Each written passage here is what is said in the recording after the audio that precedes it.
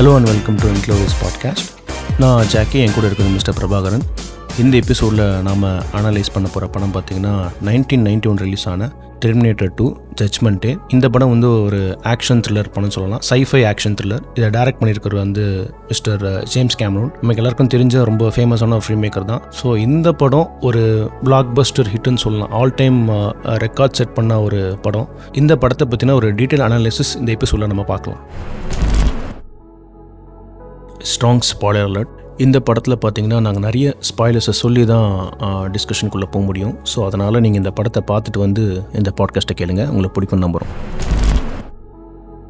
Okay, நம்ம இப்போது terminator 2 த judgement டே கதையை பற்றி பார்க்கலாம். 1995 லாஸ் வேகாஸ் ஸ்ட்ரீட்டில் நைட்டு பார்த்திங்கன்னா ஒரு பெரிய எலக்ட்ரிக்கல் டிஸ்டர்பன்ஸ் நடக்குது.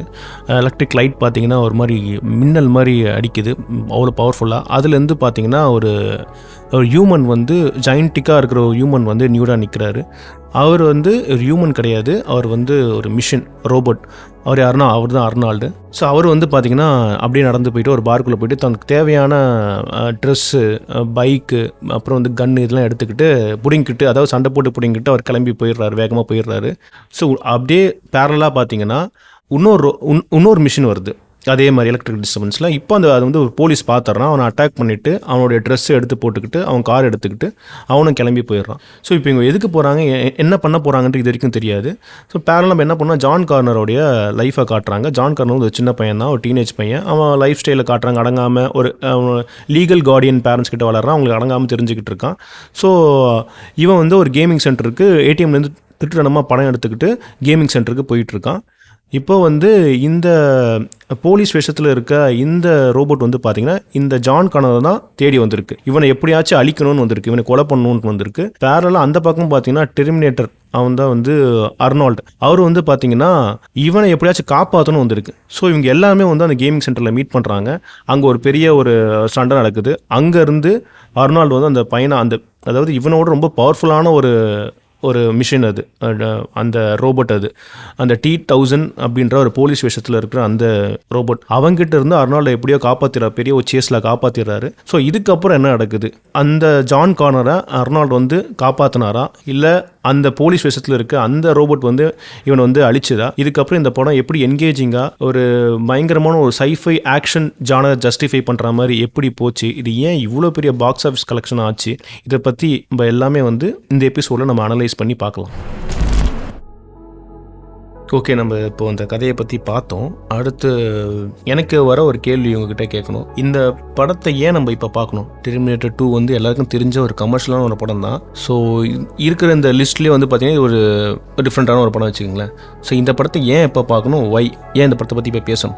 எனக்கு பர்சனலாக ஹாலிவுட் படங்கள் அப்படின்னு சொன்னாலே சில படங்கள் ஞாபகம் வரும். ஜுராசிக் பார்க் சின்ன வயசில் டிவியில் பார்த்துருப்போம், டெர்மினேட்டர், இந்த மாதிரி படங்கள் இருக்கும்போது அதை தான் பார்த்து வளர்ந்துருப்போம். எனக்கு சடனாக இப்போ வந்து டெர்மினேட்டர் பார்க்கணும்னு தோணுச்சு. இப்போ பார்த்தா எப்படி இருக்கும் இந்த படம் பார்க்கலாமேன்றப்ப இன்னும் கூட அதே இம்பாக்ட் இருக்கான்னு கேட்டால் அந்த அளவுக்கான இம்பாக்ட் இல்லை. சின்ன வயசில் பார்த்த இம்பாக்ட் கிடையாது.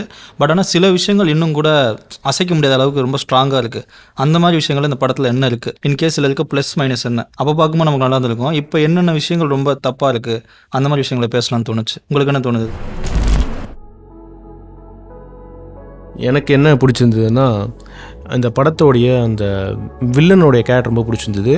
அவன் அந்த மெர்க்யூரியாக இருந்து அந்த ஹியூமனாக மாறுறது, யாரை பார்த்தாலும் அவங்களாம் மாறுறது இருக்குல்ல, அது வந்து எனக்கு பயங்கரமாக சின்ன வயசில் பார்க்கும்போது ஒரு ஃபோட்டோகிராஃபிக் மெமரியாக அப்படியே நின்றுச்சு. ஸோ மற்ற எந்த படங்கள் பார்த்தா கூட நான் என்ன பண்ணுவேன்னா, அந்த மாதிரி ஒரு வில்லன் இருக்கானா, அந்த அளவுக்கு பவர்ஃபுல்லாக இருக்கானான்ற மாதிரி ரிஜிஸ்டர் ஆகிடுச்சு. ஸோ ரீசெண்டாக எனக்கு பார்க்கும்போது என்னென்னா, ஏன் இந்த படம் இம்பேக்டாக இருந்திருக்கு எனக்கு சின்ன வயசில் பார்க்கும்போது அப்படின்னு தோணும்போது, இந்த படத்துடைய செட்டப் தான். இப்போ ஃபஸ்ட் பார்ட்டில் பார்த்தீங்கன்னா சாரா கார்னரே வந்து அழிக்க வந்திருப்பாங்க. பிகாஸ் அவங்க அடித்தாதான் வந்து ஜான் கார்னரும் அழிக்க முடியுன்றது. ஸோ இப்போ இதில் வந்து பார்த்திங்கன்னா ஜான் கார்னர் அழிக்க வந்துக்கிட்டு இருக்கு அந்த மிஷின். ஏன்னா இப்போ அழிச்சாதான் பின்னாடி வந்து அந்த மிஷினுக்கு எந்த ஒரு தொந்தரவும் இல்லாமல் இருக்கும். இந்த ஜான் கார்னர் இந்த வாரிலே காட்டுவாங்க, ஜான் கார்னர்னா வந்து ஆப்போசிட்டாக போர் தொடுத்துட்டு இருப்பான் அந்த மிஷினுக்கு வந்து அந்த ரோபோட்ஸ்க்கு எதிராக, ஸ்கைநெட்டுக்கு எதிராக. ஸோ இது இந்த ப்ராமிசிங் தான் வந்து இந்த படத்தை பார்க்க வச்சுது. ஸோ இப்படி சொல்லிட்டாங்கப்போ அந்த மிஷினை காட்டுறாங்க. ஓகே, இவன் தான் அந்த மிஷின், இவன் காப்பாற்ற வரானா இல்லை அழிக்க வரான்னு யோசிக்கிறேன். இன்னொரு மிஷினை காட்டுறாங்க, இவனை காப்பாற்ற வரானா அழிக்க வரானா யோசிக்கிறேன். இந்த பையனை பார்த்துட்டான். ஓகே, இப்போ என்ன நடக்க போகுது? ஓகே, சேஸ் ஆரம்பிச்சிச்சு. எல்லாமே எனக்கு தெரியுது என்ன நடக்க போகுதுன்றது. பட் என்னென்னா அந்த ஆக்ஷன் செட் பீசஸ்ஸு அந்த அந்த மொமெண்ட்டு அதெல்லாம் வந்து பயங்கர ஒரு எக்ஸைட்மெண்ட்டாக இருந்தது. எக்ஸாம்பிள் வந்து பார்த்திங்கன்னா அந்த சப்வே மாதிரி ஒரு விஷயம் இருக்கும், அங்கே நடக்கிற அந்த ஃபைட்டு. இந்த டெர்மினேட்டர் 2னாலே அந்த மொமெண்ட் தான், அந்த ஒரு சீன் தான் எல்லாருக்கும் ஞாபகம் இருக்கும். அந்த அளவுக்கு இம்பேக்டாக இருக்கிற சீனு. அது இப்போ பார்க்கும்போது கூட அதோடைய அந்த த்ரில் மொமெண்ட்டை வந்து நம்ம வந்து எக்ஸைட்டாக பார்க்க முடியுதுன்னு நான் சொல்லுவேன். ஸோ இதுதான் என்னுடைய ஃபஸ்ட் இம்ப்ரெஷன். டெர்மினேட்டர் 2 ஏன் எனக்கு பிடிக்குதுன்னா ப்ராப்பரான செட்டப்பு, ப்ராமிசிங்கான ஒரு செட்டப் நான் சொல்லுவேன். எனக்கு இந்த கதையில் ரொம்ப பிடிச்சது, இப்போ ஒரு ஆக்ஷன் மூவி அப்படின்னாலே ஆக்ஷன் மூவிக்குன்னு ஒரு பேட்டர்ன் இருக்கும். ஒரு ஹீரோ வில்லன், ஹீரோ என்ன பண்ணுவோம், கடைசியில் வில்லனை ஜெயிக்கிறது தான் படம். எல்லா ஆக்ஷன் மூவியுமே இப்படி தான் இருக்கும். இந்த ஆக்ஷனில் நிறைய சப்ஜானர் இருக்கும்ல, அட்வென்ச்சர் ஆக்ஷன், இப்போ இது சைஃபை ஆக்ஷன். சைஃபைனா இதுக்குள்ளே ஒரு சயின்ஸ் ஃபிக்ஷன், ஒரு அறிவியலை மட்டும் கலந்துட்டா போதும். அதே பேட்டர்ன் தான், ஒரு ஹீரோ வில்லன், நடுவில் ஒரு விக்டம், ஒருத்தர் மாட்டிக்கிட்டான், இவனை காப்பாற்றுறது தான் கதைன்ற மாதிரி இருக்கும். இது ரொம்ப யூஸ்ஃபுல்லான கதை. இது நம்ம நிறைய படங்கள் பார்த்து பழகினதால நமக்கு போர் அடிக்கும் இந்த மாதிரி கதைகள்னாலே. பட் எனக்கு இப்போ பார்த்தா கூட இந்த கதையோட ஃபஸ்ட்டு ஒரு 50 நிமிஷம் இருக்குல்ல, பயங்கர இன்டென்ஸாக இருந்துச்சு. அது ஏன்னு நான் பார்த்தப்போ எனக்கு தெரிஞ்சது. அது ஏன் இன்டென்ஸாக அந்த கதை மாறிச்சு அப்படின்னு தோணுச்சுன்னா, ஒரு ஹீரோ வில்லன் அப்படி இன்ட்ரோடியூஸ் ஆகுதுல்ல, இப்போ கதை டெவலப் ஆக என்ன ஆகுதுன்னா, வில்லனோட ஸ்கில்ஸ் இருக்குல்ல, நிறைய நியூ ஸ்கில்ஸு. அதாவது வில்லனை என்னால் அழிக்கவே முடியாதுப்பா, இவனை எப்படா அழிக்க போறீங்கன்னு ஒரு கேள்வி வருதுல்ல, அந்த கேள்வி வந்துட்டாலே கதை ரொம்ப இன்டென்ஸ் ஆயிடும். நீ என்ன பண்ணாலும் அழிக்க முடியாது, உன்னோட கற்பனைக்கே எட்டாது. இவனை அழிக்க என்ன பண்ணுவான், ஒரு குறிப்பிட்ட சீன் இருக்குல்ல, அந்த டனல் சொன்னீங்கல்ல, அந்த டனல் சீன் என்ன ஆகுனா நெருப்பு வரும். நான் யோசிச்சிட்டே இருந்தேன், சரி ஓகே நெருப்பில் போட்டால் செத்துருவான்ல அப்படின்ற மாதிரி பார்த்தா நெருப்புக்குள்ளேருந்து வரான் லிக்விட் மெட்டல். அப்போ அவனை அழிக்கவே முடியாது, வாய்ப்பே இல்லை அப்படின்னு இருக்குல்ல. இந்த ஒரு ப்ராமிசிங் வந்ததுக்கப்புறம் கதை என்னாச்சுன்னா இன்டென்ஸாக ஹோல்ட் ஆயிடுச்சு. அப்போ அவனை அழிக்க முடியாதுன்னா எப்படி அழிப்பாங்க, இப்போ வீக்னஸும் காட்டவே இல்லை. இப்போ இது யூஸ்வலாக இருக்குல்ல, எனக்கு கொஞ்சம் அன்யூஸ்வலாக இந்த படம் இப்போ பார்க்கும்போது தோணுது என்னன்னா, அவங்க அம்மாவோட ஸ்டோரி, பி ஸ்டோரி. அது எப்படி தோணுச்சுன்னா, இப்போ வழக்கமாக இந்த மாதிரி கதைகள் என்ன நடக்கும் அப்படின்னா, ஒரு ஹீரோ வில்லன் நடுவில் விக்டம் அந்த மாதிரி கதை போயிட்டே இருக்கும். ஒரு சப்ளாட்டாக என்ன ஆகும்னா, எக்ஸ்ட்ரா ஒரு கதை, ஒரு அம்மா அப்பா, இது ஏகப்பட்ட ஒரு சென்டிமெண்ட்டுக்காக எமோஷனலுக்காக வைப்பாங்க. ஸோ அந்த கதைகள்லாம் வேஸ்ட்டாக இருக்கும், தேவைப்படாமல் இருக்கும். ஆனால் இந்த கதை எப்படின்னா ஆர்கானிக்காக ஃபஸ்ட்டு பார்ட்லேருந்து அப்படியே செகண்ட் பார்ட்டில் டெவலப் ஆகுது. இந்த கதை வந்து இந்த கதையில் மெயினாக ஃபோக்கஸ் பண்ணுற ஜான் கானராக இருந்தாலும், இந்த கதையோட சீடாக யார் இருக்கான்னா அவங்க அம்மா தான் இருக்கா. ஸோ ஃபஸ்ட் பார்ட்லேருந்தே வந்தாலும் அதுவும் டெவலப் ஆகுது. எனக்கு கதை நெரேட்டிவாக இன்னொன்று என்ன தோணுச்சுன்னா, ஒருவேளை டெர்மினேட்டர் கொல்ல வந்திருப்பானோ, அவங்க அம்மாவை கொள்றதுக்கு தான் பிளான் பண்ணுறோம் பையனை வச்சு. இந்த மாதிரிலாம் எனக்கு ப்ராசஸ் போயிட்டே இருக்கும்போது நான் கதை இன்டென்ஸாக வாட்ச் பண்ணுறேன், நான் இன்வால்வ் ஆகிட்டேன் கதைக்குள்ளே. இந்த படத்தில் மெயினாக பிடிச்ச விஷயம் என்ன அப்படின்னா, அந்த ப்ராமிஸ் தான். எடுத்தவொன்னே ஒரு பவர்ஃபுல்லான வில்லன், பவர்ஃபுல்லான ஹீரோ, இப்போ 2 பேரை காமிச்சாச்சு. ஹியூமனிட்டிக்கும் மிஷினுக்கும் நடக்கிற சண்டை, இல்லை யார் ஜெயிக்க போகலான்ற மாதிரி ப்ராமிஸ் கொடுத்தவொன்னே ஸோ பெரிய வார் மாதிரி நடக்க போகுது அப்படின்ற மாதிரி கதை போயிட்டே இருக்குது. அதே மாதிரி இந்த மாதிரி கதைகள் நம்ம ஏன் பார்ப்போம் அப்படின்னா, ஒரு ஆக்ஷன் சீக்வன்ஸ், பயங்கரமான ஆக்ஷன் நடக்க போகுது தான் பார்ப்போம். ஸ்பைடர்மேன் படம் பார்க்குறேன்னா அவனோட லைஃப் தேவையில்லை நமக்கு, நீ எப்படா ஸ்பைடர்மேனாக மாறுவ அப்படின்னு தான் படம் பார்ப்போம்ல, அந்த மாதிரி தான் இதுவும். ஸோ அடுத்தடுத்து அந்த ப்ராமிஸுக்கு ஏற்ற மாதிரி ஒரு அடுத்தடுத்து ஃபைட் வச்சுக்கிட்டே இருக்காரு. ஸோ அடுத்தடுத்து போயிட்டே இருக்குது. இதுவே ஒரு கட்டத்தில் சிக்கலாக மாறிச்சு இப்போ எனக்கு பார்க்கும்போது. அது நம்ம அடுத்தடுத்து டிஸ்கஸ் பண்ணலாம். இப்போ நான் சொன்ன மாதிரி தான், எனக்கு எடுத்தோன்னே கதை பயங்கர இன்டென்ஸாக போனாலும் போக போக கதை கொஞ்சம் அப்படியே ஹால்ட் ஆன மாதிரி இருந்துச்சு. கொஞ்சம் என்னடா கதை நகராத மாதிரி இருக்கு, ஒரு பெரிய ப்ராமிஸ் கொடுத்துட்டு அப்படியே நிற்கிற மாதிரி இருந்துச்சு கதை. ஸோ உங்களுக்கு என்ன தோணுச்சு? ஒன்ஸ் வந்து அந்த ஜான் கார்னரை வந்து காப்பாற்றிட்டான் அந்த டெர்மினேட்டர்ன்ற கேரக்டர், அந்த ரோபோட் அர்னால்ட் கேரக்டர் காப்பாற்றினதுக்கப்புறமா கதை எங்கே போகுதுன்னு ஒரு ப்ராமிசிங் செட் பண்ணியாச்சு. ஏன்னா அந்த செட் பீஸ் வந்து நமக்கு அவ்வளோ எக்ஸைட்மெண்ட்டாக இருந்ததுனால. இதுக்கப்புறம் அவங்க 2 பேரும் பேசுகிறாங்க, கொஞ்சம் பழகுறாங்க. நான் பழகும்போது ஸ்டார்டிங் நான் சொல்கிறேன், நான் போயிட்டு அப்போ எங்கள் அம்மா சொன்னதெல்லாம் உண்மைதானா, எங்கள் அம்மா வந்து எனக்கு எங்கள் அம்மா பிடிக்கல, கடுப்பாக இருக்குது, நான் வந்து லீகல் கார்டியன்லாம் வளர்ந்தேன், பட் என்ன தான் எங்கள் அம்மா பிடிக்கலனாலும் அவங்க சொன்னது உண்மையாக அப்போ நடந்துடுச்சுல, நீ வந்து என்னை காப்பாற்றிருக்க, ஒருத்தன் அழிக்க வந்திருக்கான், அப்போ உண்மை தான், எங்கள் அம்மாவை காப்பாற்றி ஆகணும்னு சொல்கிறான். ஸோ இதுக்கப்புறம் தான் நம்ம என்ன பண்ணுறோன்னா, அந்த சாரா கார்னரை வந்து காப்பாற்ற அந்த 2 பேர் டிசைட் பண்ணிட்டு போகிறாங்க. ஆல்ரெடி சாரா கார்னர் நம்ம பார்த்துருப்போம், இந்த மென்டல் இன்ஸ்டியூட்டில் வந்து பயங்கரமாக கலவரம் பண்ணிக்கிட்டு. ஏன்னா அந்த ஃபஸ்ட் பார்ட்டில் வந்து பார்த்திங்கன்னா அவளை அழிக்க தான் வந்து ரோபோ வந்திருக்கும், அதுதான் அர்னால்டு. ஸோ இப்போது இந்த கதையை வந்து இப்போ கனெக்ட் பண்ண போகிறாங்க இதில். இப்போது அங்கே ஒரு பெரிய பிரச்சனை நடக்கும், அங்கேருந்து எப்படினாச்சும் தப்பிச்சு சாரா கார்னர் வந்து வெளியே ஓடி வரும்போது காப்பாற்றுறதுக்காக போன அர்னால்டும் அந்த சாரா கார்னர் சன்னும் வந்து பார்த்திங்கன்னா பார்த்துருவாங்க. அவள் பார்த்தவனா அப்படியே பேய பார்த்த மாதிரி பயங்கரமாக அழக ஆரம்பிச்சிருவா. ஸோ ஒரு கட்டத்தில் வந்து அங்கே ஒரு பெரிய இதுவாகி அவளை காப்பாற்றி கொண்டு வந்துடுவாங்க. அவளுக்கு ஷாக்காக இருக்கும், இவன் நம்மளை வந்து பார்த்தோன்னா, அதாவது லாஸ்ட் பார்ட்டில் ஃபஸ்ட் பார்ட்டில் பார்த்து நம்ம கொல்ல வந்தானே, இந்த பார்ட் நம்ம காப்பாற்ற வரானேன்ற மாதிரி தான் இருந்தது. ஸோ அதை கிளாரிஃபை பண்ணுவாங்க பேசி. ஸோ இப்போ இந்த 2 எமோஷன் இருக்குல்ல, செகண்ட் எமோஷன் அந்த பையனை காப்பாற்று தான் பார்ட் 2. ஸோ இவளை காப்பாற்றுன்றது அந்த ஃபஸ்ட்டுடைய கனெக்ட் பண்ணதுக்கப்புறம் பெரிய லார்ஜர் ஆகிடுச்சு. இந்த 2 கதையும் இப்போ லார்ஜர் ஆனது 2 எமோஷன் இருக்குது. இப்போ ஃபஸ்ட் பார்ட் பார்த்தவங்களுக்கும் இந்த படம் பயங்கர கனெக்ட் ஆகிடும், புதுசாக பார்க்கவங்களும் கனெக்ட் ஆகிடும். இப்போ ஸோ இப்போ இந்த கதையிலேருந்து இவங்க அடுத்து எங்கே போக போகிறாங்க அப்படின்றது ஒரு வேர்ல்டு. இப்போ தான் படம் கொஞ்சம் ஏன்னா அந்த ஒரு ஃபேஸ் வந்து கொஞ்சம் கம்மியாகும். இவங்களுடைய வேர்ல்டை எக்ஸ்ப்ளோர் பண்ண ஆரம்பிச்சிடுவாங்க. ஸோ இவங்க யார், இவங்க என்ன மைண்ட் செட்டில் இருக்காங்க, இவங்க எந்த கோலை நோக்கி போக போகிறாங்கன்றது இந்த ஆக்ட் 1 நம்ம முடிஞ்சது. இப்போ ஆக்ட் 2ன்னு வச்சுக்கோங்களேன், இந்த ஆக்ட் 2ல் செட் பண்ணுவாங்க. ஸோ அந்த இடம் கொஞ்சம் என்ன ஆகிடுச்சுன்னா நிறைய எக்ஸ்ப்ளோர் பண்ணுற மாதிரி, ஜான் கார்னரும் அந்த ரோபோட் அர்னால்டும் வந்து பழகிற மாதிரி, அந்த ஹியூமனுடைய வேல்யூ, ஹியூமன் எமோஷன்ஸு, ஹியூமன் எப்படி வந்து ஃபன்னாக இருக்கும்போது என்ன பண்ணுவான், அந்த மாதிரி இதெல்லாம் டீச் பண்ணுறது இருக்குல்ல, இதெல்லாம் அப்போ பார்க்கும்போது ஜாலியாக இருந்தது. ஏன்னா அதில் பின்னாடி யூஸ் ஆகும். அவன் அந்த ரோபோ வந்து அண்டர்ஸ்டாண்ட் பண்ணிட்டு கரெக்டான டைமில் பேசும். இவங்க ஒரு டைம் அழுவாங்க, அம்மா திட்டுவாங்கன்ட்டு, ஏன் அவன் கண்ணில் தண்ணி வருதுன்னுவான். அந்த ரோபோட் கேட்கும் ஜான் கார்னர் பையனை பார்த்துட்டு.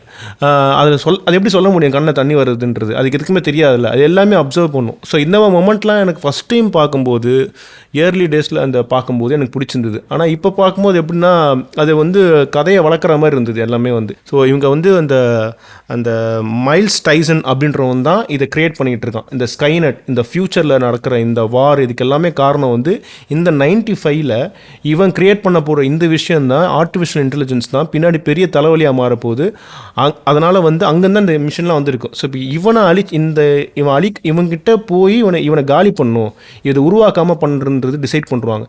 இப்போ இங்கே என்ன ஆக போகுது, இதுதான் வந்து செகண்ட் ஹாஃபில், இந்த செகண்ட் ஆக்டில் வந்து பார்த்திங்கன்னா இந்த பாயிண்ட் நோக்கி தான் போகும். எல்லா ட்ராமாவும் எல்லாம் ஒரு லைஃப், இவங்க அண்டர்ஸ்டாண்டிங், இவங்களை பற்றின வேர்ல்டு எல்லாம் காமிச்சிட்டு, ஸோ இந்த இடம் தான் என்கேஜிங் ஸ்டார்ட் ஆகும். ஸோ இந்த போர்ஷன் உங்களுக்கு எப்படி இருந்தது, இந்த டெவலப் பண்ண இந்த விஷயங்கள்லாம் எப்படி இருந்தது உங்களுக்கு? இப்போவும் என்கேஜிங்காக இருக்கா, இல்லை இது தேவையில்லாத குக் பண்ண ஒரு விஷயமா தெரியுதா? எனக்கு அப்படி தான் தெரிஞ்சு ரொம்ப ஃபீட் பண்ணுறாங்க இன்ஃபர்மேஷன் அப்படின்றது. நீங்கள் சொல்லுங்கள். இல்லை, எனக்கு கதை தேவையில்லாமல் வேறு இடத்துக்கு போயிட்ட ஃபீல் இருந்துச்சு. அது ஏன் இருந்துச்சு அப்படின்னா, கதை எடுத்தோடனே ஒரு ஹீரோ வில்லன் ஸ்டார்ட் ஆயிடுச்சு, ட்ரெடிஷ்னலாக ஓப்பன் ஆகிட்டு. இப்போ இந்த கதை இன்னும் டைட் ஆனதுக்கு காரணம் என்ன, பயங்கர நல்லா இன்டென்ஸாக போனதுக்கு காரணம் என்ன, புது இன்ஃபர்மேஷன் ஒவ்வொரு சீன்லேயுமே இருக்கும். புது இன்ஃபர்மேஷன் மட்டும் இல்லாமல் வில்லனோட ஸ்கில் இருக்குல்ல, அவன் புதுசாக இப்போ ஒரு வில்லனை பார்த்தோன்னா என்ன தோணும், இப்போ மோசமானவன் அப்படின்ற மாதிரி காமிச்சாச்சு. ஒரு மிஷின் அவனை அழிக்கவே முடியாதுன்னு, அவனை சுட்டாலும் உடம்பு தன்னால் மாறிக்குது, நெருப்பில் போட்டால் வந்துடுறான், அடுத்து என்ன பண்ணுறான், அவனை எதுவுமே பண்ண முடியாது. இப்படி புது ஸ்கில்லை காட்டிக்கிட்டே இருக்கும்போது நமக்கு என்னன்னா இன்டென்ஸ் ஆகுது இல்லை கதை. அதுக்கப்புறம் என்ன ஆச்சுன்னா கதை அப்படி நின்றுச்சு, எந்த புது இன்ஃபர்மேஷனுமே கதையில் கிடையாது. அதே மாதிரி வில்லன் அதோட காணாமல் போயிடுவான். அந்த லிக்விட் மெட்டல் எங்கே போனானே தெரியாது, அவன் போலீஸஸ் போட்டு சுற்றிட்டு இருப்பான் ஊருக்குள்ளே. அந்த GTA கேமில் வர மாதிரி அந்த போலீஸ் மாதிரி ஆகிட்டான், அவன் பாட்டுக்கு போயிட்டான் எங்கேயோ. இப்போ என்னாச்சுன்னா இவங்க மட்டும் தனியாக திடீர்னு ஒரு புது மிஷினுக்கு போகிறாங்க. அந்த மிஷின் என்னன்னா, நான் அந்த மிஷினுக்காக எக்ஸ்பெக்ட் பண்ணவே இல்லை கதையில். இவங்களாம் அந்த கதை என்னன்னா ஹைஸ்ட் மூவி மாதிரி மாற்றிட்டாங்க. டக்குன்னு ஜானல் ஷிஃப்ட் ஆகி வேறு எங்கேயோ போகுது. வாங்க ஒரு புது மிஷினுக்கு போவோம், அந்த மிஷினில் போய் அவனை கொன்னா இந்த உலகத்தை காப்பாற்றலாம் அப்படின்றாங்க. அப்புறம் என்னாச்சுன்னா அந்த பையனுக்கும் இந்த டெர்மினேட்டருக்கும் இருக்குல்ல ஒரு ரிலேஷன்ஷிப் கிரியேட் பண்ணுறாங்களே, எமோஷனல் ஒரு லைன் போகுது இல்லை, அது வந்து ரொம்ப வீக்கான லைனாக இருக்குது அந்த எமோஷனல் லைனு. அது இப்போ அப்படி இருந்ததா இல்லை முன்னாடி ஃபர்ஸ்ட் பார்க்கும்போது இருந்துச்சு? எந்த மாதிரி இருந்ததுன்னா போர் அடிக்குது அந்த மாதிரி. நம்ம எப்பவுமே இங்கிலீஷ் படம் பார்க்கும்போது அடிக்கடி சொல்லுவேன், பேசிக்கிட்டே இருக்காங்கடா டக்குன்னு வாங்கடா விஷயத்துக்கு அப்படின்னு இருக்கும்ல, அந்த ஃபீல் இப்போ வந்துருச்சு எனக்கு பார்க்கும்போது. என்னடா பேசிக்கிட்டே இருக்கீங்க அப்படின்னு. இன்னொன்று அந்த பையன் பண்ணுற பேசக்கூடிய விஷயங்கள்லாம் இருக்குல்ல, அது அவ்வளோ என்கேஜிங்காக அப்படிலாம் இல்லவே இல்லை. அவன் ஒரு சாதாரண பையனாக தான் இருக்கான். அவன் ஒரே ஒரு செட்டப் பை ஆஃபுக்கு மட்டும் யூஸ் பண்ணியிருக்காங்க. என்னன்னா ஆஸ்டவிஸா அது இருக்கும். அப்புறம் இது இருக்குல்ல, அந்த ஏடிஎம்ல திருடுவான், அங்கே பார்த்தா அந்த இதில் போய் திருடிடுவான் ஃபைனலில். இந்த மாதிரி அதெல்லாம் ரொம்ப வீக்காக இருந்துச்சு. பட் இந்த வீக்னஸை சரி பண்ணுற மாதிரி சில ஆக்ஷன் பீசஸ் வருது, அதுக்கப்புறம் ஆக்ஷன் செட் பீஸ் வருது. ஆனால் அது பற்ற மாட்டேங்குது கதையில். நமக்கு என்னாச்சுன்னா, நீ இது மேலே கேர் பண்ணாதானே உனக்கு இது வரும். உதாரணத்துக்கு ஒரு ஆக்ஷன் செட் பீஸ் வருதுன்னா ஒரு ஹோப் ஃபீல் ஏதாவது கிரியேட் பண்ணும். கண்டிப்பாக ஒரு ஹோப்னா கண்டிப்பாக அவன் ஜெயிக்கணுன்ற ஹோப்பு. இல்லை அவன் செத்துட்டானா நம்ம பயப்பட முடியும், செத்துடக்கூடாதுன்ற ஒரு ஃபியர். ஏதாவது ஒன்று இருந்தால் தானே நான் ஹோல்ட் பண்ணுவேன்ல, அப்படி ரெண்டுமே இல்லை. இவன் எப்படி சாக மாட்டான், அந்த ரோபோ தெரிஞ்சு போச்சு. வில்லனையும் காட்டவே இல்லை. அப்புறம் இவங்க சண்டை போட்டு இருக்காங்க, எல்லா இடத்துக்கும் போகிறாங்க வராங்க. அந்த மைல்ஸ்லாம் சாவான்னு ஒரு இடத்துல, அந்த இடத்துல எனக்கு ரொம்ப ட்ரையாக இருந்துச்சு படம் பார்க்கும்போது. ஸோ ரொம்ப டைவர்ட் ஆகி போன ஃபீல் இருந்துச்சு. ஹியூமனுக்கே பெரிய த்ரெட்டு வரப்போகுது அப்படின்ட்டு அவங்க பேசிக்கிட்டு இருக்காங்க. அதுவும் இல்லாமல் சாரா கார்னர் இருக்காங்களா, அந்த மென்டல் இன்ஸ்டிடியூஷனில் இருக்க அந்த அந்த அந்த உமனோடைய ட்ரீமில் வந்து உலகமே அழிகிற மாதிரி காட்டுறாங்க. ஒரு அப்போகலிப்டிக் அந்த ஒரு இது சுச்சுவேஷனை காட்டுறாங்க. அதெல்லாம் பார்க்கும்போது உங்களுக்கு த்ரெட்டாக தெரியலையா? ஓகே, கேர் பண்ணலையா நீங்கள்? அது எமோஷனலாக புஷ் பண்ண மாதிரி இருந்துச்சு ரொம்ப. உலகம் அழியுது இதெல்லாம் ஓகே, பட் ஆனால் அது ஒர்க் அவுட்டே ஆகலை. ஆக்சுவலாக நானும் அதனால தான் அந்த கேள்வி கேட்டேன். ஏன்னா அந்த காப்பாற்றிடுவாங்க, இவங்க போவாங்க, இவங்க நெய்பரை மீட் பண்ணுவாங்க, கன்ஸு இந்த மாதிரி இதெல்லாம் மிஷின்ஸு இதெல்லாம் எடுத்துப்பாங்க, இந்த வாருக்கு ரெடி ஆகிடுவாங்க அந்த மிஷினுக்கு அகேன்ஸ்டாக. இந்த சாரா கார்னரு, இந்த அர்னால்டு, அவங்க ஜான் கார்னர். அப்போ என்ன பண்ணுவாங்கன்னா ஒரு ட்ரீம் வரும். ஏற்கனவே அந்த மென்டல் இன்ஸ்டிடியூஷனில் இருக்கும்போது ட்ரீம் வரும். இது வந்து பெரிய ஒரு லைட்டு, ஒரு பாம்பு வெடியுது, எல்லாமே வித்தின் செகண்ட்ஸில் காலியாக வராங்கன்ற மாதிரி. இப்போ அதோடைய வந்து லைட்டராக காட்டுவாங்க. ஒரு வெளிச்சம் மட்டும் வரும், எல்லாம் செத்துருவாங்க, ஒன்றுமே காட்ட மாட்டாங்க. இப்போ அது வெளிச்சம் வந்து கொஞ்சம் கொஞ்சமாக அழிஞ்சி தூளாகி ஒரு அட்டாமிக் பாம்பு போட்ட எஃபெக்டை காட்டுவாங்க இவளுடைய ட்ரீமில். அப்படியே இவளே கத்திக்கிட்டு இருப்பா, இவளே வெடித்து அப்படியே எலும்புலாம் அப்படியே செதறும். இந்த அளவுக்கு ஏன் இப்படி காட்டுறாங்க ஒரு ட்ரீம்னு இது பண்ணும்போது, எல்லாத்துக்கும் காரணம் யார்? அந்த டைசன் தான்.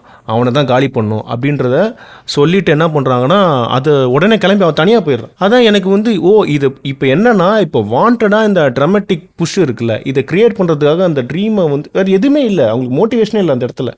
இப்போ அதை க்ரியேட் பண்ணுறதுக்காக போட்டு அழுத்தி அவளுக்கு ட்ரீமை வர வச்சு அவள் தனியாக போக வச்சு அவளை சேஸ் பண்ண, ஐயோ அம்மா போகிறாங்க வா போகலாம் அப்படின்ட்டு அர்னால்டை கூப்பிட்டு ஜான் கார்னர் போய் அங்கே போய் ஒரு ஆக்ஷன் செட் பீஸ் நடக்குது. இந்த டைசன், மைல்ஸ் டைசன் அந்த அவன் வீட்டில். ஸோ அவனுக்கு என்னென்ன தெரியாது, அங்கே ஒரு விஷயம் நடக்குது. இது வந்து ரொம்ப அந்த ட்ராமட்டிக் புஷ்ஷுக்காக வச்ச மாதிரி இருந்தது. அதனால் எனக்கும் அது ஒரு வீக்காக தான் இருந்தது. அப்போ இவெல்லாம் இப்போ சொன்ன கதைகள் எல்லாமே வந்து அந்த டைமை கடத்தணும், இவங்க கேரக்டர் நம்ம பழக வச்சுட்டாங்க, டக்குன்னு ஒரு ட்ரீமை கொடுத்து ட்ராமட்டிக்கை மோட்டிவேட் பண்ணாமல் தான் இருந்தது. ஸோ இவளுக்கு ஒரு வாண்டை கொடுத்து புஷ் பண்ண மாதிரி. ஸோ இது எனக்கு வீக்காக தான் தெரிஞ்சது, அதனால தான் கேட்டேன். எனக்கு என்ன தோணுதுன்னா, இந்த சைஃபை ஆக்ஷன்ஸ் இருக்குல்ல, இந்த சயின்ஸ் ஃபிக்ஷன் மூவிஸில் என்ன சிக்கல் வரும்னா, ஒரு குறிப்பிட்ட காலகட்டத்துக்கு மட்டும் தான் அந்த படம் நல்லா இருக்கிற மாதிரி தெரியும். அந்த காலகட்டம் தாண்டிட்டா என்ன ஆகும்னா, படம் எக்ஸ்பைரி டேட் ஆன மாதிரி ஆயிரும். இப்போ பழைய நோக்கியா ஃபோன் நம்ம யூஸ் பண்ண மாட்டோம், அந்த மாதிரியான படமாக இது மாறிடுச்சு ஒரு கட்டத்தில். ஏன்னா இந்த படத்தில் உதாரணத்துக்கு நம்ம 91 நம்ம 80s 50s வந்த படங்கள் கூட இப்போ கூட திரும்பி பார்ப்போம். அது ஏன்னா நம்ம ரியல் லைஃபோட கனெக்ட் ஆகும் அந்த படங்கள். அதனால் ஏதோ ஒரு வகையில் ரெசனேட் ஆகுதாலும் நம்ம இந்த படங்கள் பார்க்கலாம்ல. இந்த படம் எந்த வகையிலையும் கனெக்ட் ஆகாது. நமக்கு கனெக்ட் ஆகாதுன்னா உனக்கு அந்த கிராண்ட்னஸ் இருக்குது, கிராண்டியாசிட்டி இருக்குது. பட் ஆனால் ரியலாக நான் எப்படி அதை ப்ராசஸ் பண்ணுறேன்னு இருக்குல்ல, இப்போ இருக்கக்கூடிய லைஃப் ஸ்டைலுக்குள்ளே கொண்டு வந்து அதை ப்ராசஸ் பண்ணுறது இருக்குது. கிராண்டியாசிட்டிக்கு ஒரு வேலிடிட்டி தான் இருக்குது, அந்த டைம் தான். ஸோ இப்போ ஹியூமன் எமோஷனையோ இல்லை ஒரு பெரிய ட்ரூத்தையோ அப்படி பேசும்போது அதுக்கு ஒரு லைஃப் இருக்குன்றீங்க. ஆமாம், அதுக்கு ஒரு லைஃப் இருக்குது. அந்த லைஃப் இந்த படத்தில் இல்லை. அப்போ இல்லை கிராண்டியாசிட்டி. ஓகே, ஜேம்ஸ் கேமரன் என்ன பண்ணிட்டாருன்னா அடுத்தடுத்த கட்டத்துக்கு போயிட்டார் கிராண்டியாசிட்டி. நான் வந்து எப்போ ஃபைட் வருது அப்படின்னு தான் படம் பார்த்துட்டு இருந்தேன். அப்பப்போ ஃபைட்டு வரும், படம் முடிஞ்சிச்சு, அவ்வளோதான். இப்போ இல்லை சொல்லக்கூடிய பாஸ்ட்டு ப்ரெசண்ட்டு இதெல்லாம் இப்போ ரொம்ப சைல்டிஷாக இருக்கிற ஃபீல் இருக்குது. ஆமாம், அது என்னங்க சிம்பிளாக முடிச்சிட்டிங்க. திடீர்னு உங்களுடைய எப்படி சொல்கிற 10 வயசு பையனை கூப்பிட்டு வந்து அந்த உங்களுடைய சின்ன வயசு பையனை வந்து பார்த்து எப்படி இருக்குன்னு கேட்குற மாதிரி இருக்குது எனக்கு. இல்லை அது ஓகே, அது எல்லாம் ஓகே, நல்லா தான் இருக்குது. பட் ஆனால் இந்த டைம் வந்து கதையை ட்ரைவ் பண்ணுறதுக்கு மட்டும் யூஸ் பண்ணிக்கலாங்கல்ல. ஓகே, இந்த டைம்லேருந்து வந்தான் கொன்னா, ஐயோ பயம். அது எப்படின்னா ஒரு சின்ன பையனை பயமுறுத்தினா எப்படி இருக்கும், உலகம் அழிய போகுது எல்லாம் நம்புங்கன்ற மாதிரி இருந்துச்சு. ஒரு மாதிரி கனெக்ட் ஆக முடியல. அது நல்லா இருக்குது, அங்கங்கே ஃபைட்லாம் நல்லா இருக்குது, செட் பீஸ் சூப்பராக இருக்குது. பட் அவ்வளோதான், என்ன சொல்கிறது, நீங்கள் தான் சொல்லிட்டீங்கல்ல, எல்லாமே வீக் லிங்காக இருக்குது கதையில். அதான் ஒரு எப்படின்னா ஒரு என்டர்டெயின்மெண்ட் பர்பஸ்க்காக எடுத்தது, அது அந்த டைம் மட்டும் வேலிடாக இருக்காமன்றதான் இருக்குது. அதில் என்ன தான் ஹியூமன் வேல்யூ பேசினாலும் என்ன பேசினாலும் பயங்கர ஒரு எப்படி சொல்கிறது, ஒரு பிளேட் ரன்னர் மாதிரி அந்த மாதிரி ஒரு இம்பேக்டாக தர ஒரு படமாக இல்லை எனக்கெல்லாம் பயங்கர டயர்ட் ஆகிடுச்சு. படம் எவ்வளோ நேரம் பார்த்தா 2.5 மணி நேரம். இது எப்படி நம்ம எவ்வளோ என்கேஜிங்காக அந்த படம் பார்த்தோன்ற எனக்கு ஆச்சரியம் வந்துச்சு இப்போ பார்க்கும்போது. ரோபோன்றதுலாம் நம்ம ஊரில் வந்து முன்னில்லாத ஒரு தேர்ட் வேர்ல்ட் கண்ட்ரி. அப்போ ரோபோ, டெர்மினேட்டர் அதெல்லாம் பெரிய விஷயம் நமக்கு. அதனால் பார்த்துருப்போம். நம்ம ஜுராசிக் பார்க்லாம் யோசிச்சு பாருங்க. ஜுராசிக் பார்க் ஓடி வருதுன்னுவோம், ஜுராசிக் பார்க் எங்கடா ஓடி வரலாம், டைனோசர் தாண்டா ஓடி வரலாம். அதனால தான் சொல்கிறேன். அது அப்போ ஏதோ ஆச்சரியப்பட்டு நம்ம ஏமாந்துட்டோம். பட் இப்போ பார்க்கும்போது நல்லா தெரியுது நிறைய விஷயம். அது வளர்ந்த நாடா ஆகிட்டுன்றீங்க. கொஞ்சம் வளர்ந்துக்கிட்டு இருக்க நாடாக இருக்கிறதால என்ன ஆகுதுன்னா தெரியுது. டெவலப்பிங்கில் கூட இல்லையா? எது டெவலப்பிங் தான், இப்போ டெவலப்பிங் தான். அப்போ இப்போ மட்டும் கரெக்டாக சொல்கிறீங்க. எப்போவுமே டெவலப்பிங் கண்ட்ரி தான் நம்ம கொஞ்சம் டெவலப் ஆகிருக்குன்றீங்க. வெளில வந்துச்சுல்ல டெவலப்மெண்ட்டை பார்த்தோம். அப்புறம் அடுத்த செக்மெண்ட் போகலாம், தீம்குள்ளே போயிடலாம். தீம்குள்ளே போயிட்டு இந்த படத்தில் என்ன தீம், அதாவது இது வரைக்கும் நம்ம தீம் டிஸ்கஸ் பண்ணியிருக்கோம். அதை டிஸ்கஸ் பண்ணப்போ என்ன டிஸ்கஸ் பண்ணுவோம்னா, இதில் தீம் எப்படி இன்டிகிரேட் ஆகுது, நம்ம பர்சனல் லைஃப் எப்படி கனெக்ட் ஆகுது, ஓரளவு அந்த பிளாட்டே தீமுக்கு எப்படி ஸ்ட்ரக்சர் பண்ணியிருக்கான்னு பேசினோம்ல. இதில் தீம் எப்படி தப்பாக இருக்குன்றதை பேசலாம். அவ்வளோ தவறாக இருக்குது இந்த படத்தில். இப்போ எனக்கு பார்க்கும்போது இவர் வந்து ரொம்ப ஃப்ளிப்பாக பண்ணியிருக்காரு அப்படின்ற மாதிரி இருக்குது. நீங்கள் ஒரு முடிவு மட்டும் தான் வந்திருக்கீங்க. அப்போது இந்த படத்தை எப்படியாச்சும் இவ்வளோ ஒரு பெரிய சக்ஸஸான படத்தை நீங்கள் காலி பண்ணணும்னு முடிவு பண்ணி வந்திருக்கீங்க. இது ஒரு அகேன்ஸ்டாக, இது வந்து ஜேம்ஸ் கேமரனுக்கும் அகேன்ஸ்டாக ஒரு மனநிலை என்று நான் வன்மமாக கண்டிக்கிறேன். மிகப்பெரிய ஃபேன் நான். எனக்கு அவதாரெலாம் எவ்வளோ பிடிக்கும். நீங்கள் அப்படி ஒன்று கூட பேசலையே. இல்லை உண்மையாக நான் அவரை சொல்லவே இல்லை, நான் அந்த படைப்பை தான் சொல்கிறேன். நான் அவரை சொல்கிறேன், நான் பர்சனலாக அட்டாக் பண்ணல. அதனால தான் அந்த படைப்பை தான் நான் சொல்கிறேன். அவர் இப்போ படைப்பு பிடிக்கும்னா அவர் படங்களும் பிடிச்சிருக்குன்னு அர்த்தம். அவர் படங்கள்லாம் பிடிக்கும். பட் இந்த படத்தை இப்போ பார்க்கும்போது எனக்கு நிறைய விஷயம் கனெக்ட் ஆகலை, நிறைய விஷயம் தவறாக இருக்குது. தவறான பொலிட்டிக்கலி லாங் அந்த மாதிரி கிடையாது. அந்த காலகட்டத்துக்கு அது நல்லா இருந்துச்சு. இந்த காலகட்டத்துலேருந்து பார்க்கும்போது சைல்டிஷாக இருக்குது. பழசாயிடுச்சு அந்த விஷயம். சைல்டிஷாக இருக்குன்றீங்க. இந்த மாதிரி எவ்வளோ கஷ்டப்பட்டு ஷூட் பண்ணியிருக்காங்க. இப்போ உதாரணத்துக்கு நோக்கியா ஃபோன் இருக்குல்ல, நோக்கியா ஃபோன் தான். ஏன் நோக்கியா ஃபோன் கிட்டே மறுபடியும் வரீங்க? நான் மறுபடியும் கேட்குறேன். அதுதான் ஈஸியாக இருக்கு சொல்ல, எக்ஸாம்பிள் சொல்ல.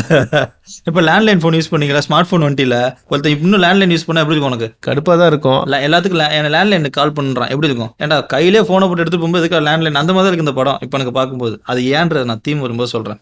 தெரியுது. ஆனால் உங்களுக்கு வன்மமாக உங்களுக்கு வன்மம் இல்லை, அது அப்படி தான் இருக்குது. செட் பீசஸ் ஓகே, ஒரு அடிச்சிக்க முடியாது. செட் பீசஸில் இவர் தான் பெஸ்ட்டு. நீ என்ன கதை வச்சாலும் ஒன்றும் பண்ண முடியாது. ரேம்போலாம் யோசிச்சுப்பாரு, காட்டுக்குள்ளே போய் புல்லட் எடுத்து அடிப்பாங்க டம்மு டம்னு. ஆனால் அவர் பாரு அது எக்ஸ்ட்ரீம் போயிட்டார்ல, சைஃபை வச்சு. சரி சமாளிக்குங்க, தெரியுது. நம்ம தீம்குள்ளே போயிடலாம். இப்போ இந்த படத்தோட தீம் பற்றி பார்க்கலாம், டிஸ்கஸ் பண்ணலாம். ஸோ இந்த படத்தில் என்ன சொல்ல வராங்க? இது தீமை பேஸ் பண்ணி பில்ட் பண்ண பிளாட் கிடையாது, பிளாட்டுக்காக உருவாக்குன தீம் தான். அவர் ஒரு ஆக்ஷன் படம் உருவாக்கிட்டாரு. அந்த ஆக்ஷன் ஜானருக்கு ஆக்ஷன் சைஃபை ஜானரில் இன்பில்ட்டாக வரக்கூடிய தீம் இருக்கும்ல, நம்ம சொல்லுவோம்ல இன்பில்ட்டாகவே ஹெட்ஃபோன் வருது செல்வம் போது, அந்த மாதிரி உள்ள வர தீம் என்னென்னா டிஸ்ட்ராக்ஷன் வந்துடும். சைஃபைனால ஒரு அறிவியல் கண்டுபிடிப்பு என்ன பண்ணோம், மனிதனுக்கு அது ஆபத்தாக வருன்றது சைஃபை எல்லா சைஃபைலையும் வந்துடும் ஜானரில். இதுலேயும் அதே மாதிரி தான் வருது. ஸோ உங்களுக்கு என்ன தோணுது தீமாட்டிக்காக? இதில் எனக்கு பேசின விஷயம் என்னன்னு பார்த்தீங்கன்னா, ஏஐக்கும் ஹியூமனுக்குமான அந்த வாரை பற்றி பேசுனது. ஸோ ஏஐனாலே டேஞ்சர் தான், ஹியூமனுக்கு வந்து அது வந்து ஒரு பெரிய பாதிப்பை தான் ஏற்படுத்தும் அப்படின்றது ஸ்டேட்மெண்ட் மட்டும்தான் இருக்கும். அது வந்து ரொம்ப ஒரு ஒன் சைடாக இருந்த மாதிரி இருந்தது, ரொம்ப பிளாக் அண்ட் ஒயிட்டாக இருந்த மாதிரி இருந்தது. ஸோ அதில் வந்து ஒரு சைடை மட்டும் காட்டிகிட்டு இருக்குது எனக்கு கொஞ்சம் இன்ட்ரெஸ்ட் இல்லாமல் இருந்தது.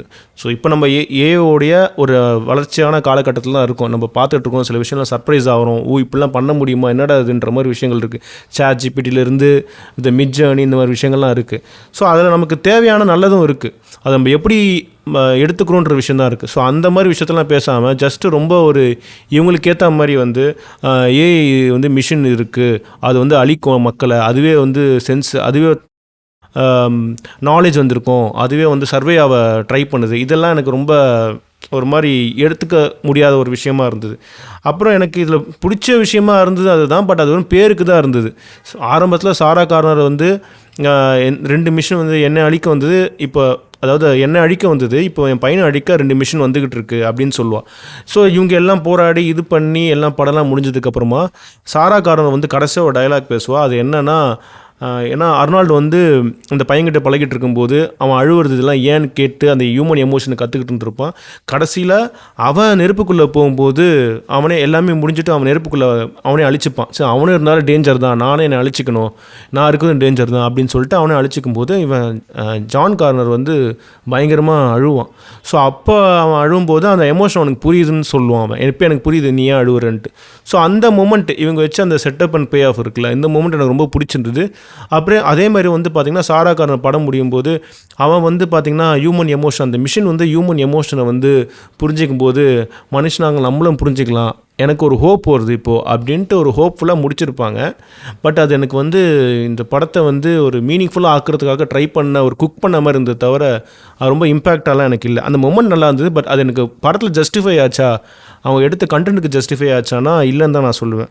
So at same time the redemption, இந்த கடைசியாக அந்த ரிடம்ஷன் இருக்குல்ல, இந்த மாதிரி ஒரு சூழ்நிலையிலேருந்து ஹியூமன் வந்து சர்வே ஆகிறதுக்கான விஷயம், ஒரு அதுலேருந்து ஒரு ரிடம்ஷன் கிடைக்கிறது, இந்த விஷயங்கள்லாம் வந்து பேசியிருக்குது. பட் அதுவும் எனக்கு இம்பேக்டாக இல்லை. அது ஜஸ்ட்டு இந்த மாதிரி ஒரு மொமெண்ட்டுக்காக தான் இந்த மாதிரி செட் பீஸ் இந்த மாதிரி ஆக்ஷன் படத்தை எடுத்துக்கிட்டு இந்த மாதிரி ஒரு பிளாட் இந்த மாதிரி ஒரு தீமை வந்து புஷ் பண்ண மாதிரி தான் எனக்கு இருந்தது. ஸோ இந்த விஷயங்கள் தான் எனக்கு தீமாக பட்டுது. ஸோ உங்களுக்கு என்ன பட்டுது? எனக்கு தோன்றது நான் சொல்கிறேன், எனக்கு நிறையா தோணுது, அது எல்லாத்தையுமே நான் சொல்லிடுறேன். இப்போ என்ன தோணுதுன்னா, சைஃபை அப்படின்ற ஒரு ஜானர் இருக்குல்ல, சயின்ஸ் ஃபிக்ஷன் அப்படின்ற ஒரு ஜானர் வந்து ரொம்ப நாள் எனக்கு புரியாது. சயின்ஸ் ஃபிக்ஷன் என்ன நினச்சிட்டேன் அப்படின்னா, ஸ்பேஸுக்கு போகிறது, ஒரு அறிவியல் கண்டுபிடிப்பு இருக்கும், அந்த கண்டுபிடிப்பு ஆபத்தாயிரும், அதை வச்சு ஏதோ சிக்கலை போய் மாட்டிக்குவாங்க. ஒன்று ஸ்பேஸுக்கு போவாங்க, ஸ்பேஸில் போய் மாட்டிக்குவாங்க, இல்லை ரோபோ கண்டுபிடிப்பேன், ரோபோ இவனை கொண்டுருவான், இல்லை இவன் ரோபோவை கொண்டுருவான். இப்படியே சயின்ஸ் ஃபிக்ஷன்றது ஒரு சின்ன பசங்க விளையாட்டு மாதிரியே இருந்துச்சு. ஏதோ பண்ணுவான், அது தப்பாக போய் முடிஞ்சு இப்படின்னு இருக்குல்ல. ஒன்ஸ் நான் பிளாக் மிரர் பார்க்குற வரைக்கும் எனக்கு இந்த ஜானரோட இதோட ஃபுல் பொட்டன்ஷியல் எனக்கு தெரியாமல் இருந்துச்சு.